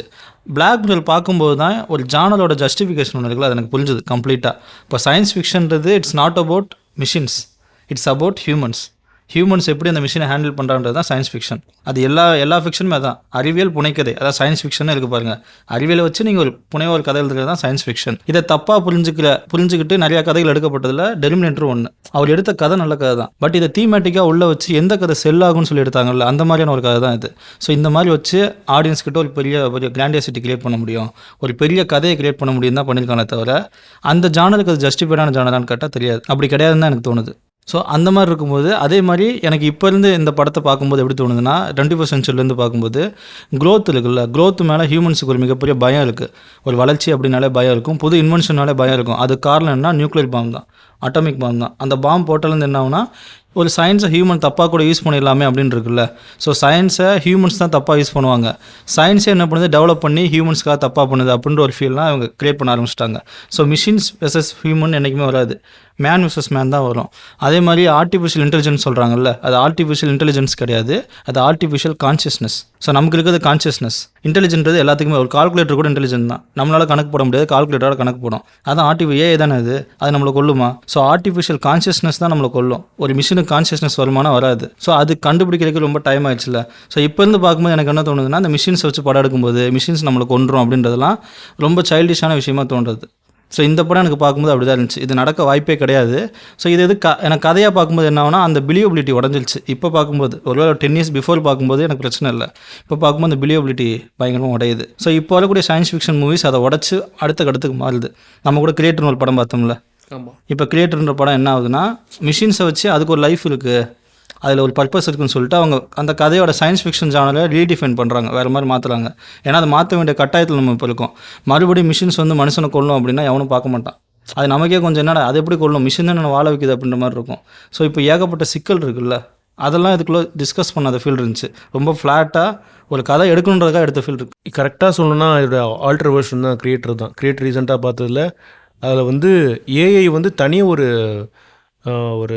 எவல்யூஷனே இருக்கும், எல்லாம் ஒரு ஹியூமன் மாதிரி வாழ்ந்துக்கிட்டு இருப்பாங்க, லைஃப் ஸ்டைல் இருக்கும், அதுக்குன்னு தனி ரிலீஜியன் கல்ச்சரே இருக்கும். ஸோ அதெல்லாம் சர்ப்ரைஸாக இருந்தது. இதை பார்க்கும்போது இப்போ அந்த மாதிரி படங்கள் இருக்குல்ல, அதெல்லாம் டிபேட் பண்ணக்கூடிய சூழ்நிலை இருக்குது. அது முழுக்க அந்த படம் வந்து லாஸ்ட் ஆக்ட் எப்படி போகும்னா ஏஐ சார்ந்து இருக்கும், ஏஐயோட எமோஷன் பக்கம் போயிடும் அது. ஸோ அது சில கொஸ்டின்ஸ் இருந்தாலுமே பட் அது நமக்கு புதுசாக ஒரு விஷயம் யோசிக்க வைக்குது. அதில் நிறைய ஒரு முரண்லாம் இருக்குது வச்சுக்கோங்க. அதில் அது எனக்கு வந்து பார்க்கும்போது இம்பாக்டாக இருந்து வச்சுக்கோங்க. இப்போ இந்த மாதிரி ஒரு கிளாசிக் படத்தை எடுத்து பார்க்கும்போது, கிளாசிக்னா 90s வந்து நான் சொல்கிறேன், இது கிளாசிக்னு நான் சொல்ல மாட்டேன். ஸோ இந்த மாதிரி ஒரு படத்தை பார்க்கும்போது எனக்கு இதில் என்ன இருக்குன்னா சீப் த்ரில் தான் இருந்தது. மற்றபடி எனக்கு யோசிக்கிற மாதிரியோ அது மாதிரி எதுவுமே இல்லை. இவங்க போய் காப்பாற்றுறாங்களா இல்லையா அந்த விஷயந்தான் இருந்தது. ஸோ அது கூட பார்த்திங்கன்னா பயங்கர என்கேஜிங்காக இருக்கா. இப்போ பார்க்கும்போது அந்த என்கேஜிங் போயிடுச்சு. எனக்கு ஓப்பனாக சொல்லணுன்னா எனக்கு எது வரைக்கும் என்கேஜிங்காக இருந்ததுன்னா எப்போ பார்த்தாலுமே வந்து ஃபஸ்ட்டு ஒரு 45 minutes இருந்த என்கேஜிங் தான் இருந்தது. ஸோ தீமாக பார்க்கும்போது இதில் அவ்வளோ பேர் ஒரு இம்பேக்டாக பேசின விஷயங்கள்லாம் இல்லை. ஹியூமன் எப்படி சொல்கிறது, ஏஐ கிட்டேருந்து ஹியூமன் வந்து சர்வே ஆகிறதுக்காக, ஹியூமன் எவால்யூஷனுக்காக கடைசியில் டைலாக்கு, நடுவில் ஒரு டைலாக்கு, மிஷின் வந்து ஹியூமன் கிட்ட பேசும்போது இருக்கிற சில கான்வர்சேஷன்ஸ் இங்கே மட்டும்தான் இருந்ததே தவிர அது கோராக அதை ப்ரொஜெக்ட் பண்ணாங்கன்னா இல்லைன்னு தான் எனக்கு தோணுது. ஸோ அவ்வளோதான் இதோட தீம், அவ்வளோதான் பேச முடியும்னு தோணுது எனக்கு தோன்ற. நான் சொல்கிறேன், மேன் வெர்சஸ் நேச்சர்னு வச்சா அந்த படங்கள் வந்து நல்லா ஒர்க் அவுட் ஆகும். ஏன்னா மனிதன் வந்து இயற்கைக்கு எதிராக தான் இருப்பேன் எப்பயுமே. ஸோ ஒரு பெரிய வெள்ளம் வந்து ஊரே அழிச்சிடும், வாழ்க்கணும் பயங்கரமாக வந்து ஊரே அழிச்சிடும். ஸோ இதெல்லாம் பாசிபிள் தான். இயற்கைக்கு எதிராக மனுஷன் நிற்க முடியாது, அவன் ஃபைட் பண்ணிக்கிட்டே தான் இருக்கணும் இயற்கையை வெல்றதுக்கு. ஆனால் மேன் வெர்சஸ் மிஷின் இருக்குல்ல, அது நடக்க வாய்ப்பே கிடையாது. அன்லெஸ் அந்த மிஷினுக்கு பின்னாடி யார் இருக்கான்றது தான் முக்கியம். ஸோ அந்த விஷயத்தை இவங்க சொல்லாமல் விடுறதால என்ன சிக்கல் வருதுன்னா, அந்த விஷயத்த மறைக்கிறாங்கல்ல. ஓகே, அந்த மிஷினை இந்த கதையில் என்ன எப்படி இருக்குன்னா, ஃபஸ்ட்டு பார்ட்டில் டெர்மினேட்டர் கொல்றதுக்காக வரும், டெர்மினேட்டர் காப்பாற்ற வரும். 2வது பார்ட்டில் ஏன் அப்படி வருது? ஏன்னா ஃபஸ்ட்டு பார்ட்டில் அர்னால்டுக்கு வந்து மார்க்கெட் இல்லை, 84 வந்தது. செகண்ட் பார்ட்டில் நல்ல மார்க்கெட் இருந்துச்சு 91. அதை கேட்கலங்க, அது இருக்கட்டும், அதனால அவர் காப்பாற்றுவார், ஹீரோ ஐட்டரில் காப்பாற்றுறாரு. அது காப்பாற்றுடுங்க அவர். நான் கதைக்குள்ள தீமேட்டிக்கே கேட்குறேங்க. மிஷின் அழிக்குது இல்லை, மிஷின் மனிதன் அழிக்குது. ஓகேவா, ஃபஸ்ட்டு பார்ட்டில் மிஷின் அழிக்கிறதுக்கு தான். டெர்மினேட்டர்ன்றது என்ன, டெர்மினேட் பண்ணணும், ஒருத்தனை கொல்றது தான் டெர்மினேட்டர் வேலை. டெர்மினேட்டர் கொல்றதுக்காக வந்துச்சு, டெர்மினேட்டரை கொண்டுட்டாங்க. இப்போ செகண்ட் பார்ட்டில் எப்படி டெர்மினேட்டர் காப்பாற்ற வருது? ஏன் தெரியுமா? ஏன்னா ஜான் கானர் இருக்கான்ல, அவன் காப்பாற்றுன்னு ப்ரோக்ராம் பண்ணி அமிச்சிட்டானா. இது டெர்மினேட்டர். ஏன்டா நீங்களே கதையை அங்கேயே முடிச்சிட்டீங்க, இவங்களும் என்ன பண்ணிட்டாங்க, இவங்க நினச்சா காப்பாற்றுது. ஒரு படம் இருக்குது தமிழில், ஏன்டா இவ்வளோ நேரம் ஏன்டா உன் கதையை நீயே கேட்டன்ற மாதிரி. இதுதான் கதை, அங்கேயே முடிஞ்சிச்சுல படம். நீ நினச்சா என்ன பண்ணிக்கலாம், ப்ரோக்ராம் மாற்றிட்டா அது உனக்கு ஏற்ற மாதிரி வேலை பார்க்கும். ஸோ படம் முடிஞ்சிச்சுல அதே மாதிரி தீமேட்டிக்காக பார்த்தீங்கன்னா ஒரு பெரிய சயின்டிஸ்ட்டை போயிட்டு டயலாக்லாம் சொல்லுங்களேன், அது கொஞ்சம் எனக்கு ஆசையாக இருக்குது. என்ன dialogue? இப்போ என்னன்னு எனக்கு பிரச்சனை இருக்குது, அந்த கேரக்டர் அவனே சின்ன வயசில் காப்பாற்றுறதுக்காக சொல்லி அனுப்புது அந்த மிஷின் கிட்ட, எப்படி சொல்லியிருக்குன்னு கொஞ்சம் சொல்லி காட்டுங்களேன். எப்படி சொல்லுமா எனக்கு புரியல அது. இப்போ ஜான் கார்னர் இருக்கான்ல, அவனே வந்து அனுப்புறான் ஒரு மிஷினை ப்ரோக்ராம் பண்ணி, என்னன்னு சொல்லி அனுப்பிச்சிருப்பான் சின்ன வயசில். நீ போய் என்னை காப்பாற்றணும், எங்கள் அம்மாவை கொள்றதுக்காக போனில, இப்போ நீ என்னை போய் காப்பாற்று அப்படின்னு சொல்லி அனுப்பியிருப்பான். எனக்கு ஒன்றும் புரியலன்றப்ப சிப்பை மாற்றிருப்பான். எப்படி சொல்லியிருப்பானா, இதாரு இப்போ பிரச்சனை இல்லை, இப்போ மேனேஜ் பண்ணிக்கிட்டு இருக்கேன், சின்ன வயசில் ஒரு பிரச்சனை இருக்குது எனக்குள்ள ஆளுக்கு போயிட்டானுங்க ஏற்கனவே, நீ என்ன பண்ணுற, அவன்கிட்ட இருந்து என்ன நீ காப்பாற்றுற அப்படின்ட்டு அவனே அவனை காப்பாற்றுறதுக்கு அமுச்சு விட்ருக்கான் இருக்குல்ல, அதுதான் ஒரு ஃபன்னாக இருக்குன்ற. அவன் அது ஃபன்னாக இருக்கிறது, எனக்கு அது ஃபன்னாக தெரியல. ஆனால் இவங்க மிஷின் மாறுது இல்லை. அது இப்போ நம்ம பேசிகிட்டு இருக்கும்போது யோசிச்சு பார்க்குறேன். அதான் மேன் வெர்சஸ் மிஷின் இருக்குல்ல, மேன் வெர்சஸ் மேன் தான் அது, மிஷினே இல்லை. அங்கே மிஷின் வந்து ஒரு பப்பட் தான், நம்ம நினச்சா ஆப்ரேட் பண்ணிக்கலாம் அப்படின்னு தான் இருக்குது. இப்போ இந்த மாதிரி ஒரு மிஷினோ இந்த மாதிரி ஒரு ஸ்கைநெட்ன்ற விஷயத்த ஹிட்லர்கிட்ட இருந்தால் அப்படி இருக்கும், அப்படி தான் யோசிக்க வேண்டியதாக இருக்குது. ஹிட்லர்கிட்ட இருந்தால் அப்படி இருக்கும். ஸோ வேறு ஒரு பொலிட்டிக்கல், இப்போ நார்த் கொரியாவில் இருக்காங்க, அவர்கிட்ட இருந்தால் எப்படி இருக்கும். இதெல்லாம் ரியாலிட்டி. இப்போ இந்த ரியலான பிரச்சனைலேருந்து நம்ம கனெக்ட் பண்ணிக்கிறோம். அப்போ பார்க்கும்போது எல்லாருக்கும் அப்போ தானே டெவலப் ஆகுதுல்ல ஒரு டெக்னாலஜின்ற ஒரு விஷயம். ஸோ அப்போ பயமுறுத்தும் போது ஈஸியாக இருக்கும். நீங்கள் பாருங்கள், இன்னும் 20 years கழிச்சு இந்த மாதிரி ஆகிரும், இன்னும் 30 years கழிச்சு இப்படி ஆகும் அப்படின்னு சொல்லும்போது க்ளோரிஃபிகேஷன் இருக்குல்ல, அந்த க்ளோரிஃபிகேஷன் தான் அந்த படத்தை செல் பண்ணியிருக்குன்னு தோணுது. எக்ஸாக்ட்லி. டெக்னாலஜி டெவலப்பே ஆகலை, அப்போ கம்ப்யூட்டர்ஸே டெவலப் ஆகலை. எனக்கு அதே மாதிரி அந்த படத்தில் ரொம்ப தவறாக தோணுன ஒரு விஷயம் என்னென்னா, ஒரு சயின்டிஸ்ட்டு அவனாக உழைச்சி ஸ்கில்ஸ்லாம் வளர்த்து அடுத்த கட்டத்துக்கு போகணும்னு சொல்லி அவனை பண்ணிட்டு இருக்கான். அவங்ககிட்ட போய் அவனை அடித்து இதை மொத்தமாக உடன்றான்ல. எனக்கு என்ன தோணுச்சுன்னா, சரி இவனை கொண்டுட்டா எப்படா அது வளராமல் இருக்கும், அடுத்து அவனா டெவலப் பண்ணுவான்ல. ஸோ இந்த கேபிட்டலிஸ்ட் ஸ்ட்ரக்சரில் இப்படி தான் இருக்கும், ஒரு சொசைட்டி இப்படி தான் இயங்கும். நீ ஒருத்தனை தடுத்தா மொத்தமாக எல்லாத்தையும் அழிக்க முடியாது, இன்னொருத்தன் வருவான். நான் திருப்பி போய் இந்த சோஷியல் மீடியாவே தப்பாக இருக்குன்னு சொல்லி மார்க் ஜக்கர்பர்க் நான் பாஸ்ட்டில் போய் கொண்டுட்டா சோஷியல் மீடியா வராதா, வேற ஒருத்தர் கண்டுபிடிச்சிருப்பான் இதே மாதிரி. ஸோ அந்த மாதிரி தான். ஸோ இது வந்து நம்ம அழிக்கவே முடியாது. இது ஒரு க்ரோத்துன்றது அடுத்த கட்டத்தை நோக்கி போகும். ஸோ எல்லாருக்கும் க்ரோத்து மேலே ஒரு பயம் இருக்குல்ல. இன்னொன்று ஒரு ஃபியூச்சரில் நினச்ச ஒரு பயம் இருக்கும். ஒரு புது இன்வென்ஷன்னாலே தப்பு தான் அப்படின்றலாம் கிடையாது. நான் அடிக்கடி சொல்கிற எக்ஸாம்பிள் தான், ஒரு கத்தி இருக்குன்னா அந்த கத்தி என்ன ஒரு சயின்ஸ் தான், ஒரு சயின்டிஃபிக் இன்வென்ஷன் தான் ஒரு கத்தின்றது. நைஃபு, அந்த நைஃப் வந்து நம்மளை குத்துமா? நைஃப் நம்மளை குத்தாது, நம்ம தான் போய் நைஃப் எடுத்து குத்தணும். நீ நைஃப் எடுத்து காய்கறி வெட்டினா வெட்டலாம், நைஃப் எடுத்து எண்ணெயும் குத்திக்கலாம். அது நீ குட்டாகவும் யூஸ் பண்ணலாம், பேடாகவும் யூஸ் பண்ணலாம், அது உன் கையில் தான் இருக்குது. அப்போ இவர் என்ன பண்ணிட்டாரு, சயின்ஸ் எடுத்து அவர் நல்லா சம்பாதிச்சிட்டாரு, நம்ம பார்த்துட்டோம். இது எப்படி இருக்குன்னா, நீங்கள் பெருசாக போட்ட பிளானை நான் சீப் வச்சு முடிச்சிட்ட பார்த்தீங்களா, சீப்பான்ற மாதிரி இருக்குது. இல்லை அது படமாக பார்க்கும், அவர் அது பாப்கார்ன் மூவி தான் எடுத்திருக்காரு. பட் இப்போ பார்க்கும்போது ரொம்ப இதாக இருக்குது, கம்மியாக தெரியுது. அதான் சொல்கிறீங்க பாப்கார்ன் மூவின்ட்டு, அப்போ எதுக்கு இவ்வளோ விஷயம் டிஸ்கஷன்ற மாதிரி இருக்குது? கேட்க மாட்டாங்க யாருன்னாச்சு. பார்க்கும்போது கொஞ்சம் ஜஸ்டிஃபைடாக பண்ணியிருக்கலாம்னு தோணுது பாப்கார்ன் மூவி. இப்போ ஜுராசிக் பார்க் பார்த்தீங்கன்னா மேன் வெர்சஸ் நேச்சர் மாதிரி தான் இருக்கும். அது கரெக்டாக ஓரளவு ஒர்க் அவுட் ஆகும், இந்த அளவுக்கு இருக்காது. கரெக்டுங்க. அதுக்காக நான் ஸ்பீல்பர்க்கு சப்போர்ட் பண்ணல, இவர் தான் பெஸ்ட் அவர் தான் பெஸ்ட்னு சொல்ல வரல. ஆனால் அந்த கதையில் லாஜிக்காக ஒரு விஷயம் இருக்குல்ல. ஆமாம், இப்போ ஸ்பீல்பர்க்கும் ஜேம்ஸ் கேமரூனும் கேட்க போகிறாங்க, இதை சண்டை போட்டுக்க போகிறாங்க. அது இல்லை, நான் சொல்கிறேன், சும்மா சொல்கிறேன், அவ்வளோதான் இருக்குன்றீங்க. இட்ஸ் ஜஸ்ட் பாப்கார்ன் மூவின்றீங்க. ஆமாம், அதுக்காக ஒரு தீம் எடுத்துட்டு அதுக்காக ஒரு விஷயத்தை எடுத்து அதை அப்படியே க்ளோரிஃபை பண்ணி படம் பண்ணியிருக்காங்க. பட் ஆனால் அவரோட அடுத்த படங்கள் இப்படி இல்லை, அது கொஞ்சம் இன்னும் டீப்பராக போகுது தீமேட்டிக்காக உள்ள. இப்போ அவதார் ஆகட்டும், அதில் ஒரு லேண்ட் ப்ராப்ளம் வரும், ஒரு கம்யூனிஸ்ட்டில் பேசக்கூடிய பல பிரச்சனைகளாக அவர் பேசுவார். ஸோ ஏகப்பட்ட விஷயம் இன்னும் டீப்பராக போகுது, கதைகள்லாம் அடுத்தடுத்து அவர் எக்ஸ்ப்ளோர் பண்ண அடுத்த கடத்துக்கு போகிறாரு. அதுதான் அவதார்லாம் கரெக்டான எக்ஸாம்பிள். இவர் டெர்மினேட்டர் வந்து தப்பான எக்ஸாம்பிள் அவர் பண்ண படங்களில். ஏன்னா அவதாரில் சயின்ஸ் தப்பாகவே இருக்காது, சயின்டிஃபிக் இன்வென்ஷன்ற பேரில் இவங்க ஒரு இடத்த கான்கோர் பண்ணி அந்த இடத்த அழிக்கிறாங்கல்ல. ஸோ இது எவ்வளோ கரெக்டாக இருக்குது பாரு, இது எவ்வளோ தப்பாக இருக்குது, அதான் சொல்லுவார். ஓகேங்க, அவ்வளோதான். இதுக்கு மேலே தீம் பற்றி நான் எதுவும் பேசல. நீங்கள் எதுவும் பேச போகிறீங்களா? இல்லை, அவ்வளோதான், முடிஞ்சிச்சுல. ஓகே, அடுத்த டாபிக் போய்ட்டு நம்ம ஃபிலிம் மேக்கிங் போயிடலாம். ஸோ இப்போ நம்ம ஃபிலிம் மேக்கிங் பற்றி பார்க்கலாம். டெர்மினேட்டர் 2 ஜட்ஜ்மெண்ட் டே பற்றின ஒரு ஃபிலிம் மேக்கிங் அனாலிசிஸ். இப்போ வந்து எனக்கு ஒரு கேள்வி இருக்குது பிரபா உங்ககிட்ட. என்னென்னா, நீங்கள் பாக்ஸ் ஆஃபீஸ் எடுத்து பார்த்தீங்கன்னா டாப் 10 பாக்ஸ் ஆஃபீஸில் ஜேம்ஸ் கேமரூனுடைய எல்லா படமும் இருக்கும், மோஸ்ட்லி எல்லா படமும் இருக்கும். 5 படமும் இருக்கும்னு வச்சிங்களேன். அவதார், டைட்டானிக், டெர்மினேட்டர் 2 எல்லாமே இருக்கும். அது ஏன் இருக்குது? ஏன் ஜேம்ஸ் கேமரூன் படம் இவ்வளோ பெரிய பாக்ஸ் ஆஃபீஸ் ஆகுது? அதோடைய ரீசன் என்ன, அதை சொல்லுங்கள். ஏன்னா ஃபிலிம் மேக்கிங்கில் தான் நான் அது வரும், ஃபிலிம் மேக்கிங்காக பார்த்து எக்ஸைட்மெண்ட் ஆகி ஸ்டோரி டெல்லிங் இருக்கும். எனக்கு ஏன் இந்த கேள்வி உங்கள்கிட்ட கேட்குறேன் நான், ஃபிலிம் மேக்கிங்கில் சொல்லுங்கள். அதாவது சினிமாவோட ட்ரூ பொட்டன்ஷியல் புரிஞ்சுக்கிட்ட டேரக்டர்ஸ் இருப்பாங்கள்ல, அது ரொம்ப கம்மியான ஆட்கள் தான் அதை புரிஞ்சுக்குவாங்க. சினிமா வந்து விஷுவல் மீடியம் அப்படின்னு சொல்லுவாங்க. விஷுவல் மீடியம்னா எல்லாத்தையும் கதையை வாயில் சொல்லாமல் அப்படியே விஷுவலாக கன்வே பண்ணுறது, அது கிடையாது விஷுவல் மீடியன்றது. உண்மையான ஒரு ட்ரூ பொட்டன்ஷியல் இருக்குல்ல, ஸ்பெக்டக்கல் யூஸ் பண்ணுறது இருக்குல்ல. இப்போ ஸ்பீல்பர்க் யூஸ் பண்ணுறாருல, ஸ்பெக்டக்கல்ஸ் யூஸ் பண்ணி க்ளோரிஃபை பண்ணி ஒரு கிராண்ட்னஸ் கிரியேட் பண்ணுறதுக்குள்ள, தேட்ரிக்கல் எக்ஸ்பீரியன்ஸ்னு சொல்கிறோம்ல, அதை உண்மையாலுமே கிரியேட் பண்ண டேரக்டரில் ரொம்ப முக்கியமான டேரக்டர் இவர். ஸோ இவர் என்ன பண்ணுறாருனா ஒவ்வொரு செட் பீஸுமே இதை நீ டைஹார்ட் பார்க்குறதுக்கும் இதுக்குமே பெரிய டிஃப்ரென்ஸ் இருக்கும். இதை விட இப்போ ரேம்போ பார்க்குறதுக்கும் இதுக்குமே பெரிய டிஃப்ரென்ஸ் இருக்கும். ஏன் அப்படின்னா ஒரு விஷுவல் எஃபெக்ட்ஸில் ஆல்ரெடி இருந்து ஒர்க் பண்ணியிருக்காரு. இன்னும் டெர்மினேட்டரில் அவரே நிறைய இடத்துல சொல்லியிருக்காருல, நான் எவ்வளோ ரிஸ்க் எடுத்து சில ஷார்ட்ஸ்லாம் யூஸ் பண்ணியிருப்பேன். இப்போ பார்க்கும்போது உங்களுக்கு ரிஞ்ச் பண்ணுற மாதிரி இருக்கும். ஆனால் அப்போதைக்கு நான் நிறையா ஆடியன்ஸுக்கு இந்த வாவ் ஃபேக்டர் இருக்குல்ல, இதெல்லாம் எப்படா பண்ணாங்கன்னு ஒரு கேள்வி இருக்குல்ல. அவர் அதை நோக்கி போகும்போது இப்போ கூட டெர்மினேட்டரில் நிறைய சீன்ஸ் அப்படி தான் இருக்கும். அந்த லிக்விட் மேன் வரான்ல, அவர் இமேஜினேஷன் எப்படி இருக்கு இப்போ. ஸோ லிக்விடாக ஒருத்தன் வர வில்லனா எப்படினா காட்டலாம் மிஷின்ஸ். அப்போ லிக்விடு காட்டும்போது இப்போ பார்க்கும்போது நல்லா இருக்காது. நிறைய இடங்களில் சின்ன சின்ன மிஸ்டேக்ஸ் தெரியும், அதுக்கு அதை வச்சு நம்ம சொல்லக்கூடாது. ஆனால் இந்த மாதிரி விஷுவலாக ஒரு கிராண்டியாசிட்டியாக கிரியேட் பண்ணுறது இருக்குல்ல, அதுதான் எனக்கு என்னென்னா குளோபலாக போகும்னு தோணுது. அது சின்ன பசங்கள்லேருந்து பெரியவங்கலேருந்து எல்லாருமே பார்ப்பாங்க. ஸோ ஜானர் அதெல்லாம் தாண்டி இந்த விஷுவல் ப்ரெசன்டேஷனு, ஸ்பெக்டக்கலு, கிராண்டியோசிட்டி இதெல்லாம் வந்து பயங்கரமாக ப்ரெசென்ட் பண்ணக்கூடிய ஒரு ஆளாக தோன்றது.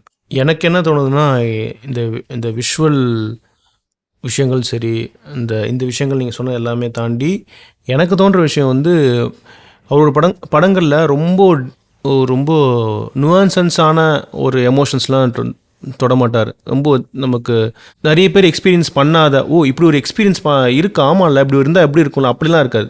எல்லாருக்கும் தெரிஞ்ச பேசிக்கான ஒரு ஹியூமன் எமோஷன் இருக்குல்ல. இப்போ வந்து ஃபாதர் அண்ட் சன்னு, அப்புறம் வந்து இந்த மாதிரி விஷயங்கள் தான் இருக்கும். பேசிக் ஹியூமன் எமோஷன்ஸை அண்டர் பிளேயில் இருக்கும். இப்போ பாருங்கள், இந்த மிஷின் ஹியூமன் வந்து சர்வே ஆகணும், மிஷினுக்கு அகேன்ஸ்ட் இது. அவதாரில் வந்து அந்த லவ் ப்ளஸ் இந்த மக்கள் வந்து இவங்ககிட்ட அமெரிக்கன்ஸ் அவங்ககிட்ட காப்பாற்றணும், இந்த சர்வே ஆகணும். அப்புறம் வந்து அவதார் 2ல் பார்த்தீங்கன்னா ஃபாதர் அண்ட் சன் இது இருக்கும், அந்த விஷயம் இருக்கும். ஸோ அந்த பேசிக் எமோஷன் வந்து பார்த்திங்கன்னா ஓவராலாமே ஒன்று தான். எல்லா கண்ட்ரிலையும் இந்த ஹியூமனோட எமோஷன் ஒன்றா தான் இருக்குது.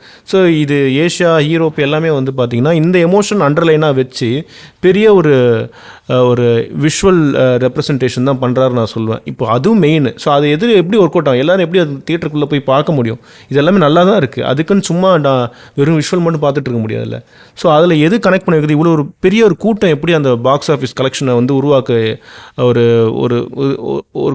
இருக்குது அப்படின்னு தோணுச்சுன்னா எனக்கு இதுதான் தோணுது. பேசிக் எமோஷன் அவர் டச் பண்ணுறாரு. ஸோ இதனால தான் நான் கேட்டேன், எனக்கு ஃபீல் ஆனது ஒரு விஷயம் ஜேம்ஸ் கேமரூன் கிட்ட. ஸோ இன்னொன்று வந்து எனக்கு இந்த படத்தில் பிடிச்ச ஒரு விஷயம் பார்த்தீங்கன்னா, ஃபிலிம் மேக்கிங்காக இந்த ஓவராலாக வந்து இந்த மாதிரி ஒரு கதைக்கு ஒரு கலர் டோன் செட் பண்ணுறது இருக்குல்ல. இதில் செட் பண்ண விஷயம் வந்து ஒரு அப்போகலிப்டிக் அந்த ஒரு ஃபீல் வரதுக்காக ஒரு ப்ளூ டோன் யூஸ் பண்ணியிருப்பாங்க ஃபுல்லாகவே. ஸோ அந்த ப்ளூ டோன் வந்து எனக்கு இம்பேக்டாக இருந்தது. அந்த ப்ளூ டோன் வர்றது, சேம் டைம் வந்து அந்த எல்லோவும் அதிகமாக இருக்கும். அந்த டிஸ்ட்ரக்ஷன் அந்த ஒரு மோடில் வந்து பார்த்திங்கன்னா அந்த பாம்ஸ் சரி, இல்லை அந்த அயன் இதில் பார்த்திங்கன்னா அந்த நைட்ரஜன் இது வந்து ப்ளூ கலரில் இருக்கும். அந்த இரும்பு அந்த விஷயங்கள்லாம் இருக்குல்ல, இப்போ இந்த பிளாஸ்ட்டு இந்த மாதிரி டிஸ்ட்ரக்ஷன் அந்த மாதிரி எல்லோ யூஸ் பண்ணுறது சரி. ஸோ இந்த மாதிரி வேரியேஷன் இது இருக்கும். பட் மெயினாக அந்த ப்ளூ இருக்கும், ப்ளூ இருந்துக்கிட்டே இருக்கும்.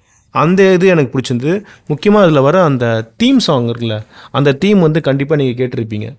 பாஷா படத்தில் வர அந்த மெயின் தீம் சாங் இங்கேருந்து வந்தது தான் அந்த பாஷா, அந்த ஒரு தீம் சாங். ஸோ அந்த தீம் வந்து ஏன் இம்பார்ட்டன்ட், நான் ஏன் இவ்வளோ இம்பார்ட்டன்ட்னு சொல்கிறேன்னா, அந்த தீம் வந்து இந்த படத்தை வந்து பெருசாக ஒரு கிராண்டியராக எனக்கு செட் பண்ணுது மூட.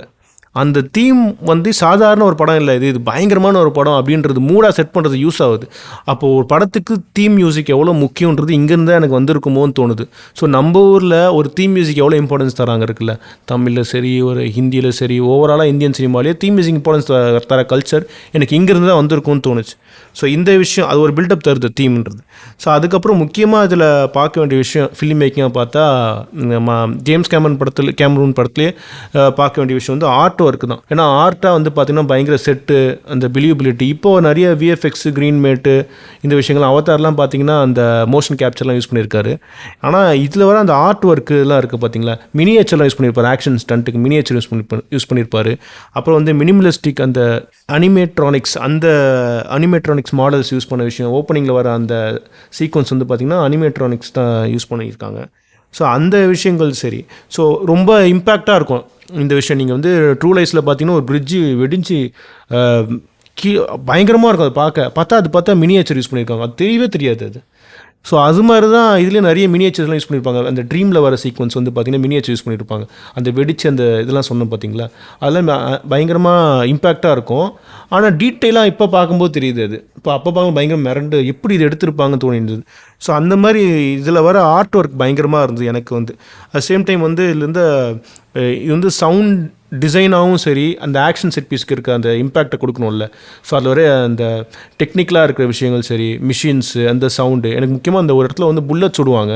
அந்த புல்லட் சுடுற சவுண்டு வந்து எனக்கு புதுசாக இருந்தது. அதில் ஒரு லெதர் பயங்கரமாக ஒரு லெதர் ஒரு மெட்டீரியல் டயரில் சுட்ட அப்படி இருக்கும், அந்த மாதிரி இருக்கும் சில இடத்துலலாம் வந்து சவுண்டிங் வந்து. ஸோ அந்த மாதிரி சவுண்ட் டிசைன் இந்த மாதிரி விஷயங்கள்லாம் எனக்கு ரொம்ப இல்லை யூனிக்காக யூஸ் பண்ண மாதிரி இருந்தது எனக்கு. சவுண்ட் டிசைனும் சரி, சவுண்ட் எடிட்டும் சரி. அப்புறம் வந்து இதில் வர அந்த கேமரா மூமெண்ட்ஸ்லாம் பார்த்தீங்கன்னா ஆக்ஷன் படத்துக்கு என்ன தேவை, ரொம்ப போட்டு பயங்கரமாக வித்தியாசமாக எடுக்குன்ற பேர்லாம் இல்லாமல் ஆக்ஷன் படத்துக்கு இந்த சைஃபை படத்துக்கு அந்த மூடை செட் பண்ணுற மாதிரி தான் கேமராவுடைய பொசிஷனும் சரி, மீன் ஸ்டேஜிங் அண்ட் பிளாக்கிங் ரெண்டுமே சரி பயங்கரமாக கரெக்டாக இருந்த மாதிரி இருந்தது எனக்கு.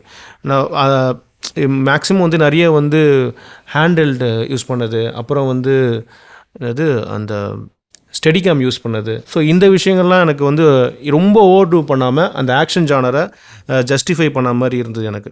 அப்புறம் சேம் டைம் வந்து ஒரு ஆக்ஷன் படத்துக்கு தேவையானது என்னென்னா, நம்ம ஊரில் இப்போது ஓவர் டூ பண்ணுற ஒரு விஷயம் ஸ்லோ மோஷன். அந்த ஸ்லோ மோஷனை கரெக்டான மூமெண்ட்டில் பக்காவாக யூஸ் பண்ணியிருப்பாங்க. அது வந்து பேக்ரவுண்டில் வர அந்த சவுண்ட் ட்ராக்கை வந்து பயங்கரமாக எலிவேட் பண்ணியிருக்கோம் அந்த ஸ்லோ மோஷன். எக்ஸாம்பிள் வந்து பார்த்திங்கன்னா, ஃபஸ்ட் டைம் வந்து இந்த அர்னால்டு அந்த ஒரு ரோபோட்டும் அந்த T-1000 அந்த மெர்க்குரி அந்த ஒரு ரோபோட்டும் பார்த்திங்கன்னா மீட் பண்ணுற மொமெண்ட் அங்கே வந்து ஸ்லோ மோஷன் போட்டிருப்பாங்க. அது வந்து பயங்கர எப்பிக்காக இருந்தது ஒரு பில்டப்புக்கு, அந்த மியூசிக்கும் சரி, அந்த ஸ்லோ மோஷன் சரி. ஸோ அதை ப்ராப்பராக யூஸ் பண்ணியிருக்காருன்னு நான் சொல்லுவேன். இன்னொன்று எனக்கு இப்போ பார்த்தாலுமே எப்படி வந்து அந்த லிக்விட் மேனை அந்த பார்க்கும்போது, மெர்க்குரி மேனை பார்க்கும்போது, இந்த ரோபோட்டை பார்க்கும்போது இருக்கிற எக்ஸைட்மெண்ட் எப்படி இருக்கோ அதே மாதிரி தான் மேக்கப்பு இப்போ பார்க்கும்போது சர்ப்ரைஸாக இருந்தது. சில இடத்துல டூப்பும் காட்டுவாங்க மேக்கப்லாம் வந்து இப்போலாம் நமக்கு தெரியும். பட் வந்து அந்த மேக்கப்பை வந்து ஜஸ்டிஃபை பண்ணது இருக்குல்ல, மூஞ்சில் சுடுவாங்க, அப்படியே அந்த மேலே இருக்கிற தோல்லாம் விழும், அப்படியே இரும்பு இருக்கிற கிளைமேக்ஸில் பார்த்தீங்கன்னா பாதி மூஞ்சி இரும்பு தான் இருக்கும் அர்னால்டில் அது பண்ணது மேக்கப்பில். ஸோ அது எப்படி பண்ணியிருப்பாங்க, ரொம்ப பிலீவபுளாக இருந்தது. இப்போ பார்க்கும்போது கூட அது பிலீவபுளாக இருந்தது. கண்ணில் பார்த்தீங்கன்னா ரெட் லைட் இருக்கும். ஸோ இந்த விஷயங்கள்லாம் வந்து எனக்கு ரொம்ப பிலீவபுளாக இருந்தது. ஆக்சுவலாக ஆஸ்கர் வாங்கியிருக்காருன்னு நினைக்கிறேன் இந்த மேக்கப்புக்காக. அது எனக்கு இது முக்கியமாக பேசணுன்ற மாதிரி இருந்தது இந்த படத்தில். ஸோ நெக்ஸ்ட் டைம் பார்க்கும்போது யாராச்சும் பார்க்கணும்போது அந்த மேக்கப் நீங்கள் நோட் பண்ணி பார்க்கலாம், அந்தளவுக்கு இம்பேக்டாக இருந்தது. ஸோ இதில் நிறைய டூப் யூஸ் பண்ணியிருக்காங்க ஆக்ஷன் சீக்வன்ஸில். நிறைய இடத்துல அது தெரியும், இப்போ பார்க்கும்போது நிறைய இடத்துல தெரியுது அது. ஸோ எடிட்டில் பார்த்தீங்கன்னா அந்த மேட்ச் வந்து கரெக்டாக யூஸ் பண்ணியிருப்பாங்க, ஒரு கட்டு டு இன்னொரு. ஏன்னா இதில் நிறைய செட் பீஸ் இருக்கிறதுனால மேட்ச் கட் வந்து ரொம்ப முக்கியம். ஒரு ஆக்ஷன் நடக்கும்போது இன்னொரு ஆக்ஷன் கட் பண்ணுறது. ஸோ பயங்கர மெனக்கடல் இருக்கும் அந்த விஷயத்துக்கு பார்த்தீங்கன்னா ஒரு ஆக்ஷன் இதில். ஸோ அதில் இது பார்த்தீங்கன்னா பயங்கரமாக அது கரெக்டாக பண்ணியிருந்தாங்கன்ற மாதிரி தான் எனக்கு தோணுச்சு. எக்ஸாம்பிள் சொல்லணுன்னா, அந்த லாஸ்ட்டில் வர இந்த இடத்துல வந்து பார்த்திங்கன்னா நிறைய விஷயம் இருக்கும். எங்கன்னா அந்த ரிசர்ச் சென்டரில் உள்ளே போவாங்கள்ல, உள்ளே போய் எல்லாமே அந்த ஸ்கைநெட்டுக்கு சம்மந்தப்பட்ட எல்லாத்தையும் அழிக்கிறது போகிற இடத்துல வந்து பார்த்திங்கன்னா எடிட்டிங் நல்லாவே இருக்கும். ஃபுல்லாகவே வந்து ஆக்ஷன் நடக்கிற விஷயத்தில் எல்லாமே கரெக்டாக யூஸ் பண்ணியிருப்பாங்க. அவன் வந்து முக்கியமாக அந்த லிக்விட் அந்த மெர்க்குரி மேன் வந்து பார்த்திங்கன்னா ஹெலிகாப்டரை பிடிச்சி உள்ளே போவான். அது வந்து பார்த்திங்கன்னா சீட் பண்ணி எடுத்துருப்பாங்க ஒரு மாதிரி. அது அப்படி தெரியவே தெரியாது. அது ஏன்னா ரொம்ப கஷ்டம். அது ஒரு பில்டிங்லேருந்து வந்து ஹெலிகாப்டரில் விழுந்து அவன் லிக்விடாக மாறி உள்ளே போய் அங்கேருந்து கீழே ஒருத்தன் குதிக்கிறான், அப்படியே அந்த ஹெலிகாப்டர் போகுன்றது ரொம்ப கஷ்டம். எடிட்டிங்காக வந்து ஸ்டேஜ் பண்ணுறது இந்த ஆக்ஷன் செட் பீஸை அதை ஷூட் பண்ணும்போது பயங்கர பிளானிங் வேணும். ஸோ அது எனக்கு எப்படி பண்ணியிருப்பாங்கன்னு ஒரு எக்ஸைட்மெண்ட் இருந்தது. ஸோ இதெல்லாம் எனக்கு ஃபிலிம் மேக்கிங்காக பார்த்தீங்கன்னா ரொம்ப எக்ஸைட்மெண்ட்டாக இருந்த விஷயமா இருந்தது. ஸோ அதனால் இந்த ஃபிலிம் மேக்கிங்காக ரொம்ப பிடிச்ச படம் தான் எனக்கு. இது ஒரு சேலஞ்சான ஒரு படம் தான் அந்த காலகட்டத்தில். ஸோ நீங்கள் சொல்லுங்கள், ஃபிலிம் மேக்கிங் என்ன இம்பேக்டாக இருந்தது? என்னங்க எனக்கு மிச்சம் வைக்காமல் எல்லாத்தையும் நீங்களே சாப்பிட்டீங்க அந்த மாதிரி இருக்குது. 1/2 சொல்ல சொன்னால் 1 அப்படின்னு சொல்லி நீங்களே குடிச்சிட்டிங்க எல்லாத்தையும். என்ன மொத்தமாக முடிஞ்சிருச்சு, அவ்வளோதான். எல்லாம் நீங்கள் சொல்லிட்டீங்க. இருந்தாலும் எனக்கு சின்னதாக தோன்றதை சொல்கிறேன். இவ்வளோ இப்போ இருக்கு, இப்போ ஏதோ ஒன்று இல்லை, ஏதோ ஒன்று இல்லை, சும்மா பேசு. அது கரெக்டு தான். திரும்ப சொன்னோம்னா போர் அடிக்காதனால வேணாம், நான் எனக்கு தோன்றதை மட்டும் சொல்கிறேன். சின்ன விஷயம். சரி சொல்லுங்கள். ஒரு அந்த ஒரு பெஸ்ட்டான டைரக்டர் வந்து எப்பவுமே என்ன பண்ணுவாங்கன்னா, இன்ஃபர்மேஷன் வந்து ஹோல்ட் பண்ணுவாங்க படத்தில். இன்ஃபர்மேஷன் ஹோல்ட் பண்ணுறது அப்படின்னா நரேட்டிவாக ஒரு சீன் மூவ் ஆகி போகும் இருக்கும்ல. ஸோ ஓகே அடுத்த நடக்கும் அடுத்த சொல்லி சர்ப்ரைஸ் கொடுக்குறது இருக்குல்ல, அதனால எல்லா மாஸ்டர்ஸும் பண்ணுறது தான். சில சீன்ஸ் அந்த மாதிரி இருந்துச்சு. உதாரணத்துக்கு இவன் ஃபோன் பண்ணுவான்ல, அந்த பையன் வீட்டுக்கு ஃபோன் பண்ணி இந்த மாதிரி இன்றைக்கி நைட் நான் வரமாட்டேன்றப்ப எங்கள் ஆண்டி என்ன ஒரு மாதிரி நல்லா பேசுகிறாங்க அப்படின்னோடனே காய் வெட்டிக்கிட்டு இருக்கோம். அவங்க ஆண்டி தானே அது யாரும் தெரில, வெட்டிக்கிட்டு இருப்பாங்க. வெட்டும்போது என்ன ஆகுனா லீகல் கார்டியனா வெட்டிக்கிட்டு இருப்பாங்க. கட் பண்ணால் வாய்ஸ் ரொம்ப ஸ்வீட்டாக இருக்குது அப்படின்ட்டு இருப்பாங்களா. இது இன்ஃபர்மேஷனை ஹோல்ட் பண்ணிட்டு போயிட்டே இருக்கும். பார்த்தா சைடில் வந்து ஒருத்தன் பேச வருவான், கை மட்டும் போகும். பார்த்தா இது வந்து லிக்விட் மேன் தான். அவன் தான் பொண்ணா மாதிரி பேசியிருப்பான். இந்த சீனாவே சர்ப்ரைஸாக இருந்துச்சு. என்னன்னா 2 விஷயம் இருக்குது. ஒன்று, அவன் லிக்விட் மேனுக்கு ஒரு புது ஸ்கில் இருக்குன்றதை காமிச்சாச்சு. ஸோ நமக்கு ஒரு கியூரியாசிட்டி கிரியேட் பண்ணியாச்சு, ஒரு டவுட்டை கிரியேட் பண்ணி நம்ம அதை யோசிக்க மாட்டோம் லிக்விட் மேன்றது. ஸோ இந்த மாதிரி வித் ஹோல்ட் பண்ணுறது இருக்குல்ல, ஒரு இன்ஃபர்மேஷனை ஹோல்ட் பண்ணி சொல்கிறது நல்லா இருந்துச்சு. அது இதே சீனை ஒரு வேளை கொஞ்சம் போராக எடுத்துருந்தா வேறு மாதிரி தப்பாக எடுத்துருப்பான். எடுத்தோடனே காட்டி இப்போ சஸ்பென்ஸ் ஒர்க் அவுட் ஆகணும், ஒரு இன்ஃபர்மேஷன் ஆடியன்ஸுக்கு கொடுத்தா சஸ்பெண்ட் ஒர்க் அவுட் ஆகும். பட் இன்ஃபர்மேஷன் ஆடியன்ஸுக்கு கொடுக்காம ஒர்க் அவுட் பண்ணியிருக்காரு இவர். அந்த மாதிரி சில பேட்டர்ன் மாற்றிருக்காரு புதுசாக. இதை கிளைமேக்ஸ்லேயும் கனெக்ட் பண்ணுவார். இந்த மாதிரி சின்ன சின்ன விஷயங்கள் தோணுச்சு, நல்லாயிருக்கும் அது. Similar movie recommendation. இந்த செக்மெண்ட்டில் வந்து பார்த்திங்கன்னா நம்ம இதுக்கு ரிலேட்டடான சிம்லர் மூவியை ரெக்கமெண்ட் பண்ணுவோம். ஸோ அந்த வகையில் இந்த ஸ்டோரி லைன், இந்த ஒரு ஃபிலிம் மேக்கிங் ஸ்டைலு, இந்த சைஃபை ஜானர், இதில் ஜஸ்டிஃபை பண்ணுற மாதிரி இல்லை வேறு ஒரு கதைக்களம், வேறு ஒரு படம் எதனா இருக்கா உங்களுக்கு இருந்தால் சொல்லுங்கள். நான் அவதார் சொல்லுவேன். நீங்கள் டக்குன்னு இவர்கிட்டே வந்துட்டீங்க. இல்லை, அதான் சொல்கிறேன்ல, தீம் தானே சொன்னீங்க. இந்த தீமுக்கு அப்படியே ஆப்போசிட் தீம் தான் அவதார். ஏன்னா இதில் மேன் வெர்சஸ் மிஷின், அதில் மேன் வெர்சஸ் மேன் தான். அதில் மனிதன் எப்படி மனிதனை அழிக்கலாம், ஒரு இயற்கையை அழிக்கலாம் அப்படின்ற மாதிரி இருக்கும். மேன் வெர்சஸ் நேச்சர்னு கூட வைக்கலாம். ஸோ அந்த கதை இந்த தீமுக்கு அப்படியே ஆப்போசிட்டாக இருந்துச்சு. இவர் எப்பவுமே ஜானரை ரீடிஃபைன் பண்ணுறேன்னு சொல்லுவாங்கல்ல, அந்த ஜானரை அது வரைக்கும் ஒரே மாதிரி எடுத்துக்கிட்டு இருக்க படத்தை இவர் படம் வந்ததுக்கப்புறம் அதை நோக்கி எல்லாம் ஃபாலோ பண்ணுவாங்க. இப்போ டெர்மினேட்டர் வந்ததுக்கப்புறம் யோசிச்சு பாருங்க, எவ்வளோ படம் டெர்மினேட்டர் மாதிரியே வந்திருக்கும், ரீடிஃபைன் பண்ணுறாருல. அந்த மாதிரி அவதார் ஒரு ரீடிஃபைன் மாதிரி இருந்துச்சு, அது டெக்னாலஜிக்கலாக எல்லாமே. அப்புறம் அவெஞ்சல் தோணுது எனக்கு. ஒரு பயங்கரமான பாக்ஸ் ஆஃபீஸ் அந்த மாதிரி இல்லாமல் கமர்ஷியல் மூவி இருக்குல்ல, நல்லா கமர்ஷியலாக பார்க்கலாம், நல்லாயிருக்கும் அப்படின்ற மாதிரி. ஏன்னா அதில் தானோஸ்னு ஒரு பவர்ஃபுல்லான வில்லன், கிட்டத்தட்ட ஒரு 50-60 ஹீரோஸு, அதை நிறைய பேர், நிறைய ஃப்ரான்ச்சைஸ் அந்த யூனிவர்ஸில் நிறைய பேர் இருக்காங்க. பட் அது நல்லா கமர்ஷியலாக என்கேஜிங்காக இருக்குல்ல அவெஞ்சர்ஸ். அது அந்த மாதிரி சொல்கிறேன், கரெக்டான ஃபோர்ஸ் 2 சைடும் கிரியேட் பண்ணி போகிறது. ஸோ இந்த 2 படங்கள் எனக்கு தோணுது.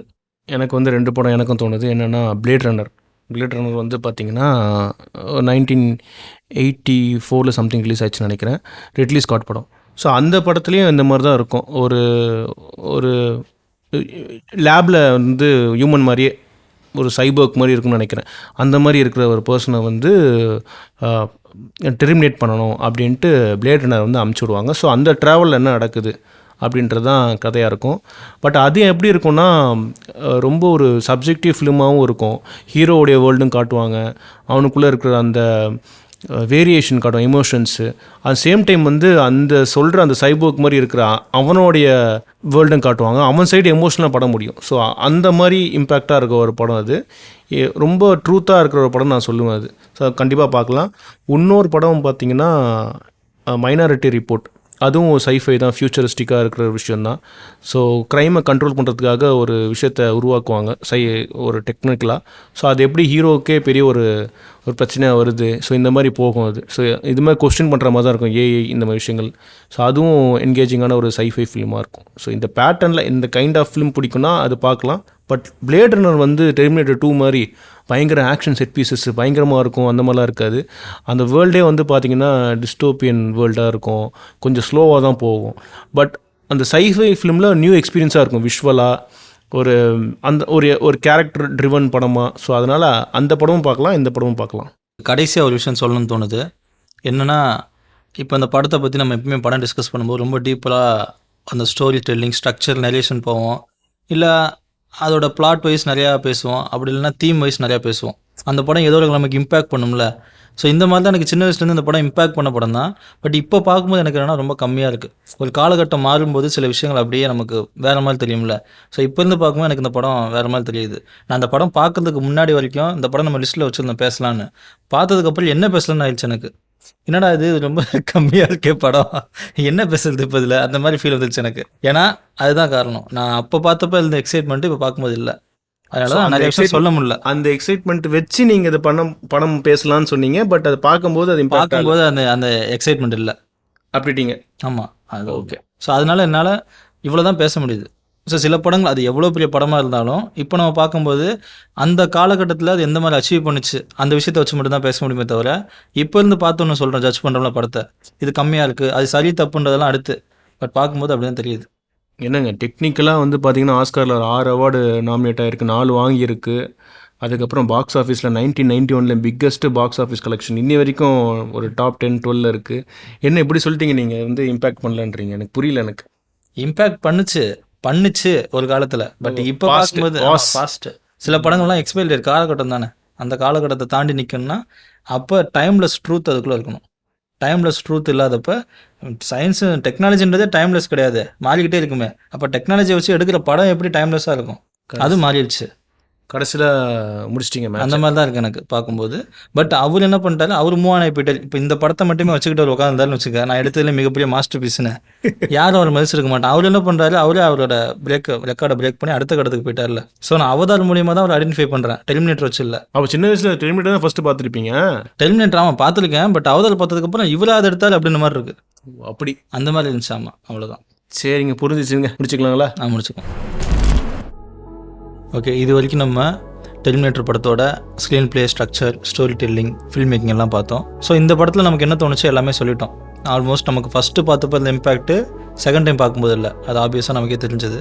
ஸோ அதனால் நம்மளால் எவ்வளோ முடியுமோ அதில் இருக்கக்கூடிய ப்ளஸ்ஸாக இருந்த விஷயங்களும் பேசிட்டோம்.